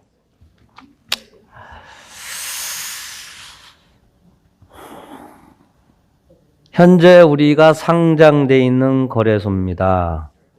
자, 게이트.io, 쿠코인, 전 세계에서, 물론 측정 기구마다 조금씩 틀리긴 합니다만은, 전 세계에서 그래도 3위에서 7위 이내는 항상 있는 데예요. 여러분들이 어떤 코인에 대해서 그 펀더멘탈을 평가하는 데 있어서 중요한 요소가 있어요. 근데 가장 쉬운 방법은 어떤 거래소에 상장돼 있니? 한번 물어보시면 돼요. 후업인데? 후업위에 상장돼 있으면요, 일단 검증된 거라고 봐야 돼요. 근데 그것도 자세히 봐야 돼요. 후업이 글로벌인지, 후업이 인도네시아인지, 후업이 코리아인지. 후업이라고 해서 같은 후업이 거래소가 아닙니다. 한국만 상장된 데가 있고 인도네시아만 상장된 데 있어요. 이런 데는요, 상장이 무진장 쉬워요. 반드시 글로벌 메이저 거래소에 상장돼 있느냐를 따져봐야 돼요. 전 세계 3위에서 6위를 왔다 갔다 하는 거래소다. 들어가기 무진장 어렵습니다. 한국의 빗썸 업비트만 해도 80가지의 상장 심사를 통과를 해야 돼요. 여긴 100가지 이상이에요. 인도닥스 세계 한 32에서 50위권 정도 됩니다. 왜 여기를 했느냐? 얘네가 상장해달라고 사정사정을 한 거예요. 근데 상장 안 하려고 그랬대요. 후일담이지만. 왜? 관리 수요가 있고 10위권 박히니까. 그런데 우리가 인도네시아에 홈쇼핑하고 결제 토큰으로 MOU를 맺었어요. 인도네시아가 인구가 3억 명이 넘어요. 우리는 유저 많은 나라를 사랑합니다. 돈 많은 나라를 사랑하는 것보다 유저 많은 나라를 사랑합니다. 예. 그래서 인도네시아 시장을 다 잡아먹겠다. 그래서 인도네시아 최고의 비교할 수 없는 부동의 1위 거래소입니다. 핫빛 거래소는요, 세계 50위권이에요. 우리 상장 안 했어요. 얘네가 도둑 상장했어요. 돈 된다고 생각하니까 도둑 상장을 해요. 비트코인, 이더리움을 누가 상장피 주면서 상장시켜주세요 하나요? 모든 거래소가 우선적으로 비트코인, 이더리움은 갖다가 상장하죠? 예. 그거하고 똑같은 거예요. 돈이 될 만한 거, 거래 수수료가 나올 만한 거, 생태계가 조성돼서 가치가 오를 만한 코인들은 지네들이 알아서 상장을 시켜요. 핫빛 거래소, 몽골 거래소, 베트남 거래소. 세 군데가 소위 말하는 도둑 상장, 자율 상장이 돼 있습니다. 여러분들, 이 코인이, 야, 우리 코인은 도둑 상장 대상이야. 자율 상장된 데가 벌써 전 세계 세 군데야. 이러면 알아듣는 사람은 바로 알아들어요. 거래소가 바보가 아닌 이상에 허접 쓰레기 코인을 가지고 도둑 상장하지는 않습니다. 비트렉스 한때는 전 세계 1위. 자, 이게 2년 반 동안 메인넷이 안 나왔는데도 이런 성과가 있었어요. 자, 우리가 지금 만지작 되고 얘네들이 우리 KOK 코인을 만지작 하고 있습니다. 이미 상장 심사는 거의 다 통과가 됐어요. 시기만 남았어요. 시기만.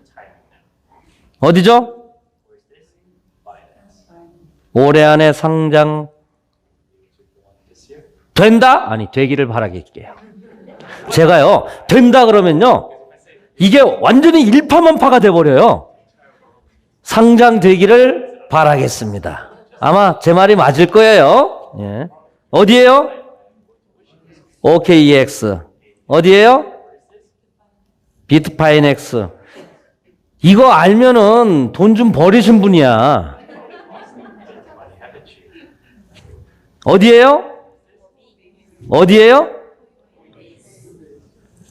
그저께 포브스에서 코인베이스를 전 세계 1위 거래소로 발표를 했죠. 코인베이스가 미국에 있죠. 전 세계에서 유일하게 미국 증시에 상장돼 있죠. 여기에 KOK가 상장된다면 대박! 그러길 바라봅니다. 제가 강조하는 뭐가 있겠죠? 예. 자, 한 5달러에서 왔다 갔다 하는데요. 우리를 평가절하하는 세력들은 이렇게 얘기합니다. 비트코인 이더리움이 떨어지는데 KOK가 안 떨어진다. 저거는 말도 안 되는 스캠이다. 그 얘기 들으면 정확히 맞는 얘기예요. 코인의 차트는요, 비트코인처럼 이렇게 돼야 돼요. 올라갔다 내려갔다 올라갔다 내려갔다. 이게 자연스러운 거예요. 그런데 KOK는 계속 계단식으로 이렇게 우상향만 하고 있어요. 일반적인 차트로 보면 KOK는 100% 사기입니다. 그들의 지적이 맞아요. 그런데 그들은 우리 KOK 플랫폼의 토큰 이원화 정책을 모르고서 하는 얘기예요. 토큰의 가격 이원화 정책. 플랫폼 가격이 있어요. 시장 가격이 있어요. 플랫폼 가격과 시장 가격이 서로 상호 보완적인 역할을 합니다. 시장 가격이 올라가면요, 플랫폼 가격을 올려요. 시장 가격이 떨어지면요, 시장에서 사가지고 플랫폼에 넣으면은 유저들이 이익이에요. 그러니까 수요가 일어나요. 평행을 맞추도록 저울추를 달아놓은 거예요. 어떻게 보면 배에 평형수를 넣은 거하고 같은 거예요. 이 이원화 정책을 쓰는 데는 우리밖에 없어요. 유일하게. 그걸 모르고서 차트만 보니까 우상향이다. 저건 100% 자전거래다. 자전거래요? 자전거래? 어떻게 이러한 거래량과 거래 금액이 자전거래로서 가능합니까? 이미 재단에서 회사에서 통제할 수 있는 영역을 버려버렸어요. 뛰어넘었습니다. 하루 거래량이 600억이 넘어요. 이걸 재단이 관리를 한다고요? 제발 아는 척 하는 놈들, 그게 좀 다물라 말씀해 주세요. 뭘 좀 알고서 떠들어대라. 응? 그래서 우리는 메인넷이 이제 다음 달이면 정상 가동된다. 자, KOK 역사는요, 메인넷 이전과 메인넷 이후로 완전히 바뀝니다. 이제부터 새로 시작입니다. 저는 강의 때 그렇게 얘기했어요. 한국에서. 지금까지 오픈 게임 했다, 우리. 이제 메인 게임이다. 이제. 우리 블록체인 경제를 쓰신 최영규 박사님, 정의원 박사님은 우리 CEO 과정이라든가 핵심 리더 양성 과정에 나오셔서 이렇게 말씀하십니다. 지금까지는 아마추어들이 놀았어요. 이제는 프로들이 뛰어노는 운동장이 될 겁니다. 우리가 얼마나 진행이 됐나요? 최영규 박사한테 물어봤거든요. 그 자리에 제가 있었어요. 딴 분이 물어봤어요. 오성 한 분이. 최영규 박사님이 숨도 안 쉬고요. 고민의 여력도 없이 제가 설계를 했지만 아무리 생각을 해도 2%는 안 넘을걸요? 아니, 아무리 양보를 해도 4, 5%는 절대로 넘을 수가 없습니다. 이렇게 얘기하셨어요. 이제 2%도 안 됐다. 그런데 우리가 2년 반 전에 처음 시작할 때 1억 명의 프론티어를 모은다 그랬어요. 근데 지금 프론티어가 몇 명이에요? 70만. 100만 잡아봐야 1%거든요. 수치가 대략 맞아요. 이제 1% 했고 이제 2% 했다. 이제 시작이다. 메인넷 이후부터가 진짜다. 그러면 이 플랫폼이 앞으로 어떠한 영역에서 어떠한 로직, 어떠한 작동 원리에 의해서 영구적이고 지속 가능한 경제 구조가 될 것인가? 자, 20세기의 위대한 기업으로 칭송받았던 회사들과 21세기의 위대한 기업으로 칭송받았던 회사들의 결이 완전히 다릅니다. 20세기의 위대한 기업들의 공통점은 자사의 제품과 서비스가 전부 다 유료였어요. 근데 21세기에 들어와서 전 세계 시가총액 1등기업부터 10등기업을 자세히 보시면 그들 회사가 제공하는 제품과 서비스가 직접적으로는 다 무료입니다. 구글, 페이스북, 아마존, 애플, 알리바바 다 마찬가지죠. 자, 무슨 얘기냐? 21세기에 세계 판도를 바꿨던 회사들의 제공하는 그 비즈니스 모델은 무료로 많은 사람들을 모았던 거죠. 그런데 그 사람들, 그 회사에게 내가 거기 로그인해서 많이 뛰어놀고 많은 시간을 허비하면서 내가 흘려보냈던 그 데이터가 이렇게 높은 가치가 있는지 고객들은 몰랐던 거예요. 그래서 바로 그런 아성을 다시 무너뜨리기 위한 21세기 중반을 지금 준비하고 있는 실리콘밸리 스타트업들, 이스라엘의 스타트업들, 그리고 유럽의 베를린의 스타트업들이 준비하는 것은 무료가 아니라 그 다음 단계입니다. 가상화폐로 바로 직접적으로 우리 플랫폼을 많이 이용해서 흔적을 많이 남겨준 고객에게 소액을 주겠다. 이 내용입니다. 그러다 보면 이 가상화폐는 뭐냐면요. 쉽게 얘기해서 지금 회사라는 것은 회사의 존립을 유지하기 위해서 주식을 발행하고 돈을 빌리고 같이 투자를 해주는 사람에게 배당이나 이익을 제공해주는 형태의 비즈니스 모델이 구성되는데 지금 실리콘밸리나 이런 데서 구성하는 투자자가 중요한 게 아니라 우리 고객이 여기서 계속 뛰어놀게 만들어야 우리가 존립이 된다. 투자자가 중요한 게 아니다. 유저가 중요하다. 여기서 있어야 된다. 뛰어놀아야 된다. 그 코인을 직접적으로 물건을 사거나 뭔가 환전을 할 수 있는 상황으로 바꾸고 있는 상황이에요. 야, 이거 우리 KOK를 위해서 이 사람이 방송 출연한 것 같아요. 예. 자, 이걸 정리해 드릴게요. 과거에는요, 이러한 기업들의 제품을 사기 위해서는 내가 이 기업한테 돈을 주고 구매를 했었어야 돼요. 당연하죠. 지금 플랫폼 경제에서는 이 플랫폼을 사용하는 것은 직접적으로 무료예요. 플랫폼 사용료는 없습니다. 그 안에서 물건 사는 데만 돈을 지불하면 되는 거예요. 그러니까 무료로 사용하지만 이 플랫폼을 만든 사람들은 이 기업이지만 아마존이고 우버고 페이스북이고 에어비앤비고 유튜브지만은 플랫폼을 이용하고 성공시키고 매출을 올려주는 존재는 누구예요? 바로 우리들 유저란 말이에요. 근데 돈은 누가 벌어가요? 플랫폼 기업들만 벌어가죠. 페이스북에 유튜브에 콘텐츠 누가 올려요? 우리가 올리죠. 누가 봐요? 우리가 보죠. 결국에 우리가 다 하는데 돈은 누가 벌어가요? 마크 주커버거가 벌어가잖아요. 이게 플랫폼 경제의 폐단이다. 독식한다, 중앙화가. 그래서 블록체인에 의한 프로토콜 경제는 무엇을 얘기하느냐? 이 플랫폼을 구성하는 플랫폼의 성공을 좌우하는 유저들이 플랫폼 성공의 이익을 고스란히 나누어 받는다. 이게 바로 프로토콜 경제입니다. 프로토콜 경제가 되려면은 그 사회가, 그 플랫폼이 투명해져야 돼요. 민주적이어야 되고 공개적이어야 됩니다.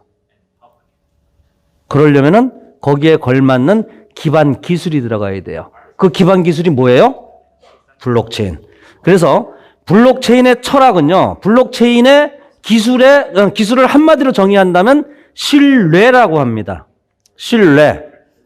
블록체인의 철학을 한마디로 얘기하자면은 프로토콜 경제, 부의 균등한 분배. 이 철학 굉장히 중요한 겁니다. 이 프로토콜 경제를 가능케 하는 것은 블록체인상에서 토큰을 가지고 거래의 수단으로 쓰기 때문이에요. 그걸 가지고 뭐라 하냐면 토큰 이코노미라고 합니다. 어떤 행동?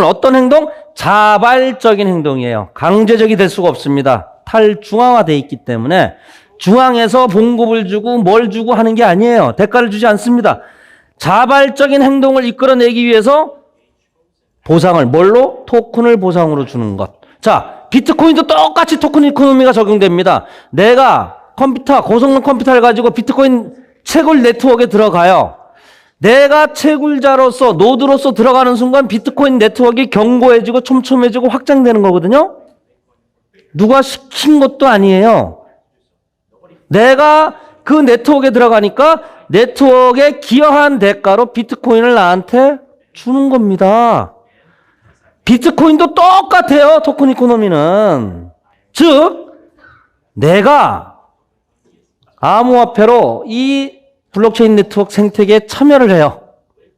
스테이킹, 고정시키는 겁니다. 그러면 이 생태계, KOK 생태계가, K스타림 생태계가 견고해지고 촘촘해지고 확장돼 나가는 거예요. 기여를 했으니까 토큰으로 비트코인처럼 보상받는 거예요. 단순해요. 보상받은 걸 가지고 이 안에 있는 쇼핑을 하든 게임을 하든 여행을 가든 네, 내가 이용을 하든가 그런 거 싫어. 나 코인으로 갖고 있을래 거래소에. 아니면 현금화해서 생활비로 쓸래. 쓰면 되는 거예요. 그러면 거래소에서 사고팔고가 이루어지죠. 유통 가치가 커지는 거예요. 그것도 아니면 내가 다시 보상으로 받은 것을 기여할래. 이게 바로 토큰 이코노미입니다. 한 명이 이렇게 하는데 이 한 명이 2명이 되고 200명이 되고 2000명이 되고 2억 명이 된다. 여기서 이제 네트워크 효과라는 게 있어요. 매트 칼트의 법칙입니다.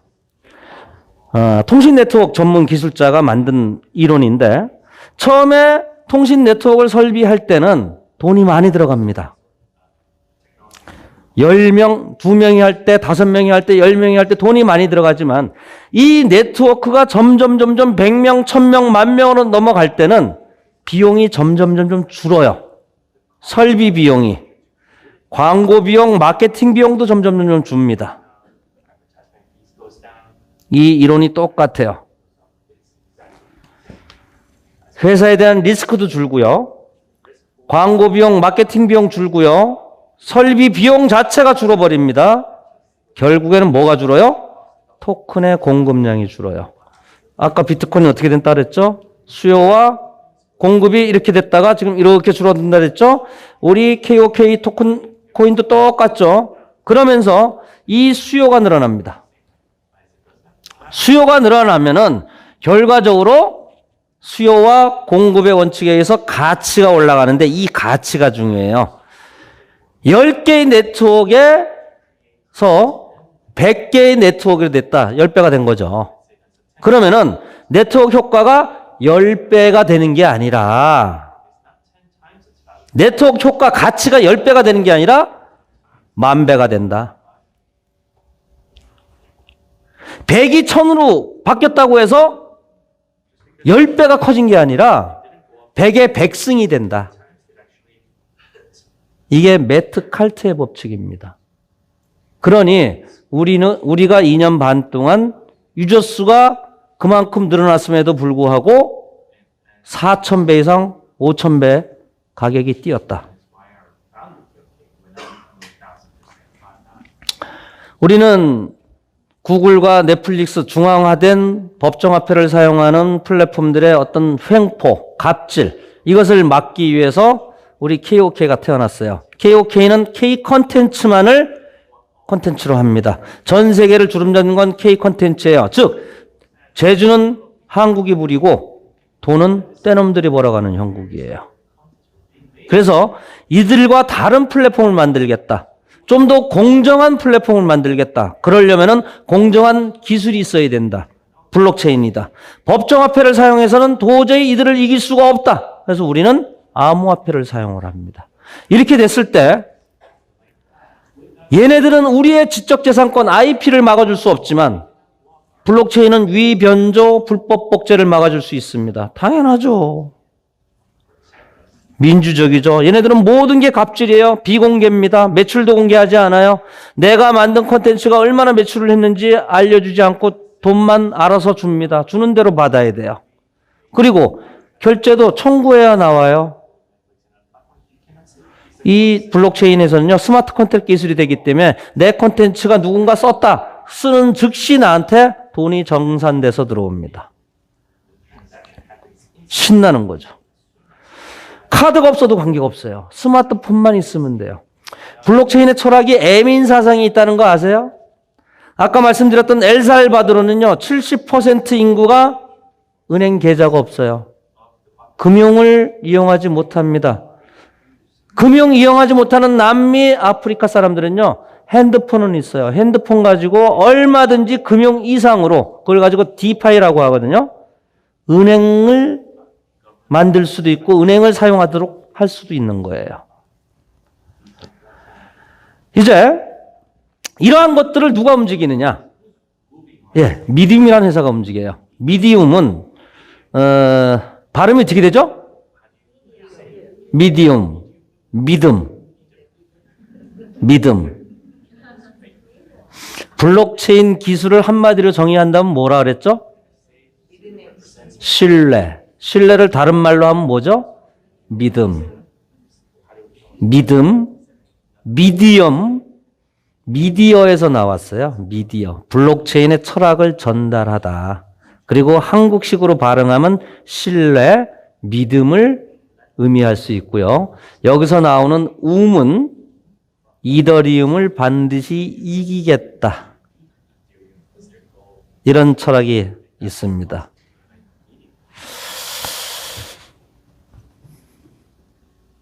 미디움 파운데이션이 KOK를 작년 4월에 인수를 했고요. 조폐공사, 도로공사.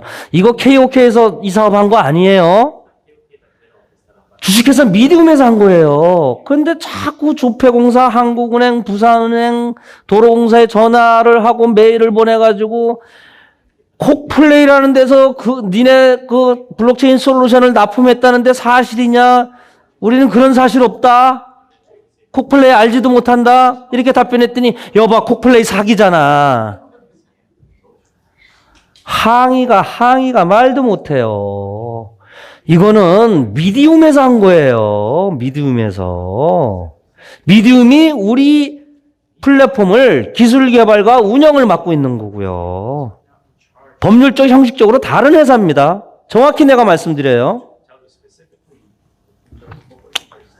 자, 15,000 TPS가 국제 공인을 받았다. 이거 세계 유일해요, 지금. 체인캐피탈, 기린펀드 한번 찾아보세요. 어떤 회사인가? 정말 세계적인 블록체인에, 세계적인 코인들에는 다 참여를 했어요. 이들은요, 보는 눈이 있어요. 먼저 들어가지 않아요.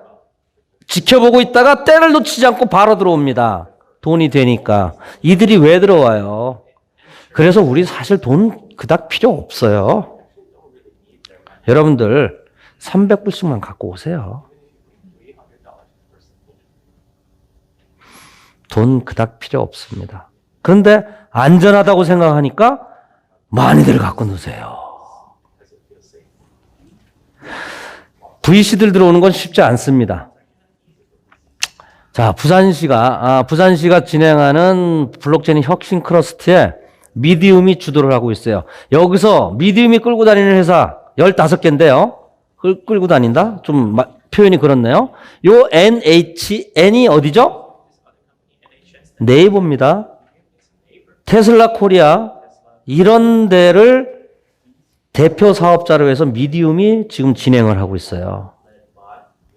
정부가 최대 규모의 블록체인 비즈니스 센터가 부산에 설립됩니다. 비즈니스 센터에는 NHN을 비롯해 테슬라 코리아 등 유력 기업 15개사가 입주할 예정인데요. 이번 비즈니스 센터 건립을 통한 주변 상권 활성화와 일자리 창출 등 이 모든 것들이 기대되고 있습니다. 이유민 기자입니다. 부산시가 어제 미디움, 테슬라 코리아 등과 손을 잡고 BIBC 건립을 위한 5천억 원 규모의 MOU를 체결했습니다. BIBC는 국제 비즈니스 센터로 블록체인 특구인 부산광역시에 블록체인 산업단지 조성을 위한 핵심 추진체가 될 전망입니다. 협약에 참여한 기업만 NHN, 테슬라 코리아, 브레이브 엔터테인먼트 등 15곳, 본사를 BIDC로 이전하기로 확정한 기업만 미디움을 비롯해 14곳에 이릅니다. 부산을 실질적으로 이 블록체인 도시로 만들기 위한 노력을 기울여 주셔야 부산이 블록체인 도시가 될 수 있는데 오늘 그 기반이 마련된 것 같아요. 자랑스럽지 않나요? 프로젝트의 총괄을 맡은 미디움은 블록체인 플랫폼과 장비를 개발하는 기업입니다. 부산 블록체인 혁신 클러스터를 조성해 네트워크와 지원 인프라를 강화하고 다양한 블록체인 사업을 추진하는 기업의 직접을 통해 비즈니스의 혁신을 이끈다는 계획입니다.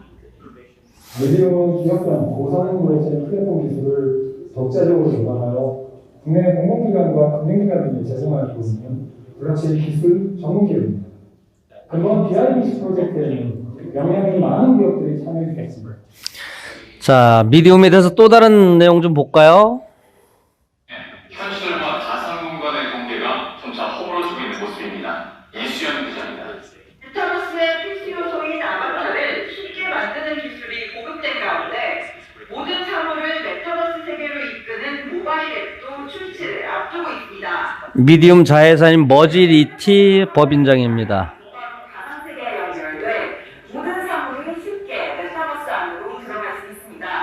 때문에 따라 메타버스가 무한대로 확장될 수 있는 겁니다. 메타버스 전문 스타트업 머지리티의 핵심은 산업 학습 없이도 사물을 즉시 정교하게 인식할 수 있는 기술로 각각의 사물에 맞춘 메타버스를 생성합니다. 개인의 창작물을 가상세계에 올리면 블록체인 네트워크를 통해 곧바로 공유하거나 거래할 수 있어 NFT 경제에 참여하게 됩니다. 개인의 창작물을 가상세계에 올리면 블록체인 네트워크를 통해 곧바로 공유하거나 거래할 수 있어 NFT 경제에 참여하게 됩니다. 메타버스에 대한 진입장벽을 대폭 낮춰 대중이 가상세계 안에서 일상을 누릴 수 있는 발판을 마련한 겁니다. 저희 머지리티는 그냥 고객들 눈앞에 보이는 사물과 공간과 위치를 기반으로 그동안 손쉽게 편하게 메타버스 세상을 경험하실 수 있고 직접적으로 참여할 수 있는 공개형 멀티버스 메타버스 플랫폼이라고 생각하시면 됩니다. 이 즉시 인식 기술은요, 종전에 그 포켓몬스터처럼 어떻게 보면 좀 유사해요. 유사한데 포켓몬스터 같은 것은 사전에 데이터를 입력을 시켜놨어야 돼요. 그 아이템에 대해서. 근데 저희가 미디움이 개발한 즉시 인식 기술은 사전 입력 없이 그냥 갖다 대면 그 사물에 대한 모든 게 다 나옵니다. 이것을 세계 최초, 세계 유일해요. 국제 특허를 내놓은 사항이고요. 자, 정부상도 받았습니다.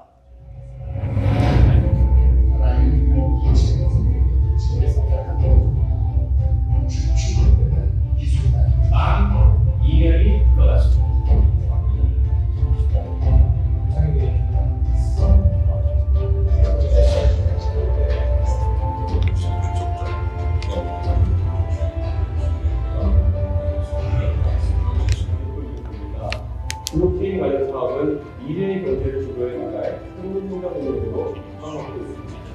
블록체인의 잠재력과 해상 기술을 활용한 응용성을 성장하는 것은 유효입니다. 블록체인 기술은 인프 보안 사업을 비롯해서 금융, 인권, 의료, 교육, 서비스 등의 다양한 분야와 결합하여 한국 모든 산업에 엄청난 영향을 미치고 있습니다. 세계는 지금 블록체인 기술을 활용한 신선한 인력과 생존하기에 출범을 있습니다. 우리나라도 블록체인 기술을 사용한 사업을 적극 발전하고 추진하여 블록체인 기술을 개혁할 수 있도록 노력해야 합니다. 정부와 국회에서 블록체인 기술이 지속시 사회 각 분야에 응용되어 이 기술을 사는 절반에 거쳐 긍정적인 흐름으로 입법적, 정책적 지원에 최선을 다하겠습니다.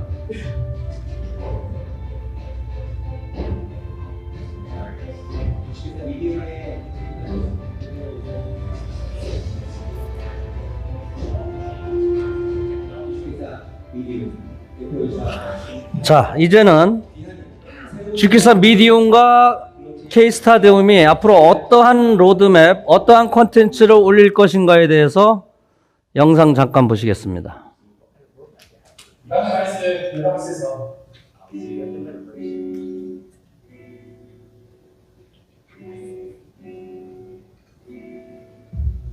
안녕하세요.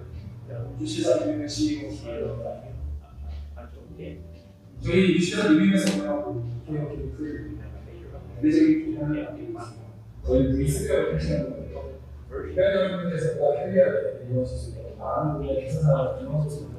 이는 트렌드 바꿈인데요. 오랜 기간 연구와 개발을 통해 완성된 드디어 여러분들이 이해할 수 없고요. 첫 감사합니다. 인사를 드리겠습니다. 요즘 메타버스가 계산법으로 있습니다. 현재 대세이지 않습니다. 핵심 키워드라고 있습니다. 메타버스는 현실 세계와 사회 경제를 흔들고 있는 가상의 세계입니다. 사실 최근 페이스북에서 사용하는 메타버스를 이 메타버스 분야에 많은 투자를 하고 있습니다.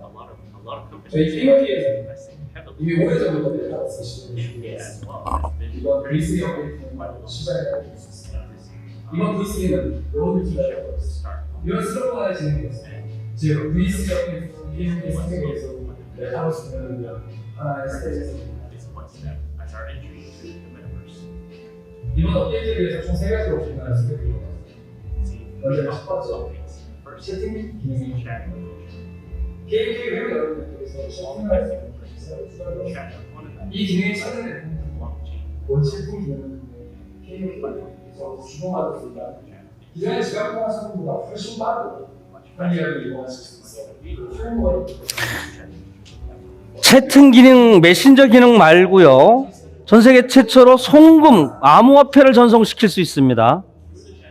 채팅을 통해 다양한 분야를 하실 수 있고 여러 사람을 두 번째 국내유형 서비스는 바로 결제 서비스입니다. 오프라인 매장에서 KOT를 결제할 수 있는 키오스크를 준비하였습니다. 서울시가 따라라 그래서 KOT와 자유를 결제하는 시설에서 페이 결제를 사용하시고 간단한 인증을 통해 상품이나 서비스를 구매할 수 있습니다. 이는 KOT가 일상생활에 가장 깊이 생각을 결제하는 것이며 그것을 시간으로 보다 폭넓은 면에서 KOT에 상황할 수 있도록 자유를 확대해 나가겠습니다.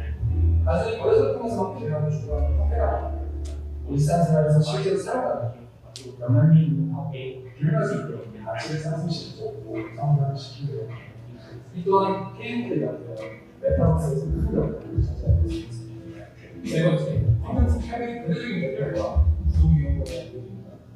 저희 KOT를 글로벌하게 서비스로 디지털 콘텐츠도 영화, 비디오, 웹 모두 앞으로 차례되는 서비스입니다.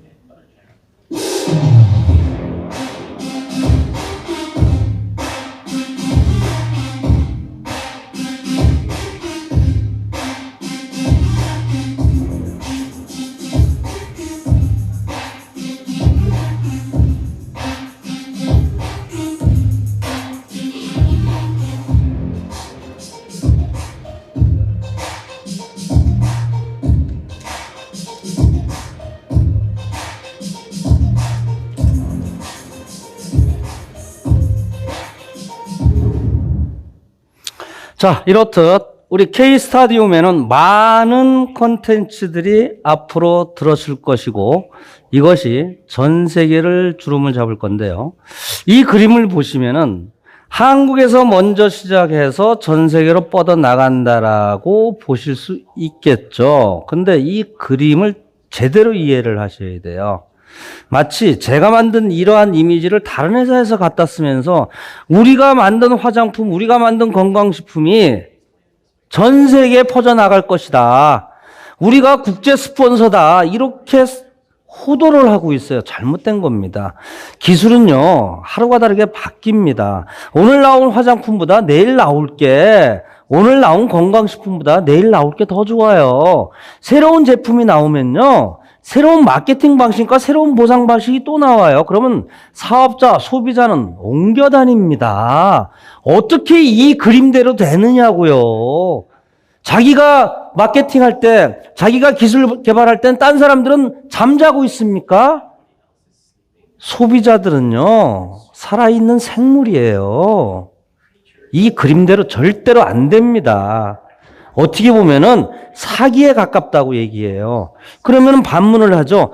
그러면은 K스타디움, KOK도 똑같지 않느냐? KOK하고 비슷한 회사가 나오면 또 움직일 거 아니냐? 아니에요. 우리는 어떤 것도 팔질 않아요. 소비자를 구할 필요가 없다라는 얘기예요. 이미 전 세계에 K 콘텐츠 소비자들은 구글, 넷플릭스, 유튜브 이런 데를 통해서 전 세계가 K 콘텐츠의 소비자가 이미 확보가 돼 있어요. 그 확보된 소비자한테 야, 네가 쓰는 화장품보다 우리가 만든 화장품을 한번 써봐 이게 아니라 너 어차피 K 콘텐츠 쓰지? 구글에서 돈 내고 쓸래? K스타디움에서 돈 벌면서 쓸래? 구글은 이익을 구글이 다 독식하지만 우리는 플랫폼의 이익을 우리한테 나눠줄 거야. 뭘로? 토큰으로. 왜? 프로토콜 경제니까. 이거 못 알아듣는 사람 없단 말이에요. 우리는 새로운 소비자를 구하는 게 아니다. 그래서 이 그림이 가능하다. 그런데 다행히도 맨 꼭대기에 코리아가 있어요. 한국이 만들었어요. 한국이 만든 세계적인 블록체인 플랫폼으로 나가는 거고 한국의 교포가 가장 먼저다. 프론티어다. 자, 콘텐츠가 없어서 난 불안해서 못해? 나중에 모시고 오세요. 나중에. 소비자. 저 밑에 한 3년 뒤면은 콘텐츠 많을 거거든요. 지금 뭐예요? 플랫폼을 확산하는 프론티어, 개척자예요. 지금 서부 개척 시대다. 깃발 꽂으면 내 땅이다. 지금. 아직 컨텐츠 타령할 때가 아니다 이 얘기예요. 프론티어를 모아놓으면 컨텐츠 들어오고 가격 올라가면 홀더 들어오고 그 다음에 컨텐츠 들어오면 소비자는 들어오게 돼 있다. 이때 들어올 것이냐 이때 들어올 것이냐 그건 본인의 판단이에요. 예. 과거의 사업과 다르다. 그리고 빅비즈니스로 가는 데 있어서 신경 쓰지 마세요. 모든 양성, 후원, 육성 프로그램 다 돼 있습니다. 지금은 한국 위주로 하고 있습니다만은 이거 계속 메타버스 안에서 이 브랜드 안에서 전 세계인들 다 들어가서 할 수 있도록 지금 교육 시스템 그렇게 만들 거예요. 우리가 메타버스의 선도가 되는 겁니다. 예. 5월 6일 날 여러분들 모실게요. 5성 이상분들 모실게요. 아직도 한 달 반 남았습니다. 우리에겐 아직 VIP 계정이라는 것을 이용할 수 있는 시간이 있어요. 이 계정은요, 언제 없어질지 모릅니다. 우리는 돈을 모으는 사업이 아니기 때문에 VIP란 용어는 위화감을 조성을 시킵니다. 원래 그 목적으로 만든 게 아니었는데 자꾸 이상한 쪽으로 변절이 돼가서 이게 없어집니다. 근데 상당히 시간은 벌어놨어요. 그 전에 VIP 계정을 이용하시든지 활용하시든지 해서 5성 가세요. 비행기 티켓, 3박 4일, 관광, 저희 집에서 가든 파티, 재밌겠죠? 저희 집 한국의 그 TV에 나온 집이에요. 구해줘 홈즈의 설날 특집으로 나왔으면 한번 보세요. 예. 자, 이 블록체인 경제 지금 독후감 공모를 하고 있는데 이게 영어 버전으로 나옵니다. 몽골 버전도 거의 다 번역이 끝났어요.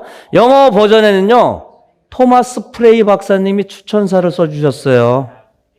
여러분들, 이 책 반드시 구매해서 보셔야 되고요. 주변에 영어권에 있는 친구들, 지인들 있으면 번역된 블록체인 경제 책 한 권씩 무료로 주세요. 선물로 주시고 오디오북도 나올 거예요. 한국어 버전하고 영어 버전하고 오디오북도 뿌리세요. 우리는 어떤 것도 팔지 않습니다. 우리는 마케팅도 안 합니다. 우리의 가치만 올리면 되는 거예요. 우리의 가치만 올리면 되는 겁니다. 혹자들이 얘기합니다. 그러면 대표님, 이 사업은 완벽한가요? 아니요, 완벽하지 않습니다. 100% 완벽한 회사는 이 지구상에 존재하지 않습니다. 저는 이렇게 장담합니다. 99% 믿으셔도 됩니다. 99%. 나머지 1%는요, 우리 프론티어들이 챙겨줄 거예요. 뜻있고 개척자 정신, 프론티어리즘이 뼛속 깊이 숨어 있는 사람들이 오지를 가서라도, 아프리카를 가서라도, 동남아를 가서라도 개척 활동할 겁니다. 이 사업은 우리가 만들어 나가는 사업이에요. 우리가 어떻게 하느냐에 따라서 유저 리스크가 있고, 우리가 어떻게 하느냐에 따라서 자자손손 백년 기업으로 만들 수가 있습니다. 우리가 돈 놓고 돈 먹게 하면 이 사업 망가집니다. 그럼 우리는 몽땅 투자해서 실패한 거예요. 우리가 그런 결과를 만들어낸 겁니다. 근데 우리가 프론티어리즘을 적절히 활용하고 뼛속 깊이 하나하나 뚜벅뚜벅 가다 보면은, 본질을 가지고 가다 보면은 이 사업은 안정궤도에 올라갑니다. 아직은 그 단계까지 안 왔어요. 그러니까 기회가 있는 거예요. 좀 더 안정적인 회사를 원하신다면 추후에 나중에 오셔도 됩니다. 우리가 열심히 해놓을게요. 더 반석으로 만들어 놓을게요. 하지만 그때 가서는 큰 기회는 없을 겁니다. 프론티어 동지로서 같이 갈 것인지, 나중에 과실을 따먹을 것인지, 그건 여러분들이 판단하시면 돼요. 200% 수익 제한, 1인 1계정, 전 세계에 없는 제도입니다. 이 200% 수익 제한 때문에 우리한테 복리의 효과에 얻는 수익이 돼요. 회사는 뱅크런이 없어집니다. 유저 리스크가 없어져요. 시간을 갖고 기술 개발과 투자에 전념을 할 수가 있어요. 소위 말하는 다단계꾼들 이제 못 들어옵니다. 들어왔던 사람들 다 빠져나갑니다. 왜? 그 사람들하고 우리하고 안 맞아요. 우린 다단계 회사 아닙니다. 투자 수익 상품도 아닙니다. 우리가 만들어 나가는, 우리가 새로운 세상을 개척하는, 새로운 회사를 만드는 그러한 사업입니다. 자, 보세요. 메인넷이 구축됐고요. 세계 최고속의 블록체인 기술이 있어요. 메이저 거래소, 그것도 글로벌 탑 10에 다 상장돼 있고요. 전 세계 충성도 높은 글로벌 커뮤니티 파워에 VC들, 벤처 캐피탈들이 들어와 있습니다. 데이비드 토마스 프레이 박사가 들어와 있어요. 엊그제 21살짜리 정다교 프론티어가 2시 선능 스터디에서 이런 비유를 합니다. 야, 어떻게 21살짜리가 저런 말을 할 수 있는지 제가 참 기가 막혔어요. 아인슈타인이 선정하고 칭송한 수학학원이라면 따지지도 말고 등록해야 된다. 토마스 프레이 박사가 어드바이저로 있는 회사라면은 따지지 말고 시작해야 된다. 그분이 뭐 하시는 분이에요? 블록체인 전문가예요? 코인 전문가예요? 아니요. 블록체인과 코인 전혀 무관하신 분입니다. 뭐 하시는 분이죠? 전 세계가 인정한, 특히 구글이 인정한 세계적인 미래학자예요. 우리 미디움과 K스타디움이 앞으로 나가는 길이 그분이 얘기하는 미래, 그 미래와 똑같이 부합이 된다. 뭘 더 이상 따질 거예요? 그래도 못 믿어요? 그러면 이 세 가지만 믿으세요. 객관적으로 검증된 사실만 믿으세요. 여러분들이 그 어떤 사람이 메이저 거래소보다 분석력과 평가력이 뛰어납니까? 벤처 캐피탈보다 회사 미래 가치를 더 알 수 있어요? 블록체인 기술 있느냐 없느냐 객관적으로 검증되는 거예요. 더 이상 따지지 마세요. 시간 낭비입니다. 한시가 아깝습니다. 뚜벅뚜벅 배낭 메고 여기까지 왔어요. 이 미국 천지요. 여기 계시는 아까 트로피 받으신 두 분이 만드셨어요. 다이앤 육성님, 송경미 칠성님. 가방 하나 싸질머지고 온갖 비난과 모멸과 부정과 조롱에 견뎌내면서 2년 이상을 견뎌왔어요. 이오지마 전투에서 성조기 개항입니다. 우리 내용과 다를 바가 하나도 없어요. 우리도 전쟁이었어요. 전쟁에서 승리해서 성조기를 꼽습니다. 우리는 K스타디움 깃발을 꽂습니다. 이 정신이 없었으면은 불가능했던 일입니다. 그래서 우리는 그 어떤 것도 팔지 않습니다. 마케팅도 안 합니다. 우리가 하는 것은 오로지 K스터디움과 우리 프론티어의 브랜딩입니다. 자부심을 가지셔도 좋습니다. 여러분들 아메리칸 드림 꿈꾸고 오셨잖아요. 미국서 잘 살려고 오셨잖아요. 형편이 어떠신가요?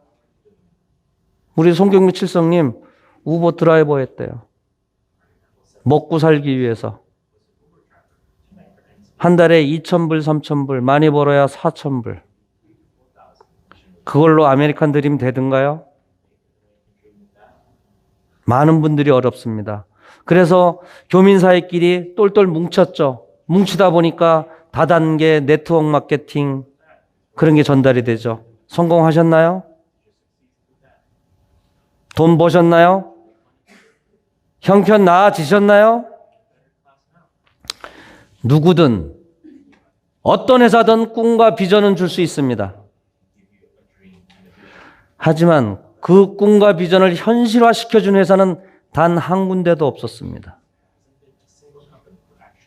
저 혼자 성공한 게 아니에요. 모두가 토큰 이코노미와 프로토콜 경제로 모두가 성공하고 있어요. 검증된 사실입니다. 여러분들한테도 해당이 되는 얘기예요. KOK, K스타디움을 통해서 여러분의 인생, 저의 인생, 우리 모두의 인생의 판을 완전히 바꿔놓을 것입니다. 수고하셨습니다.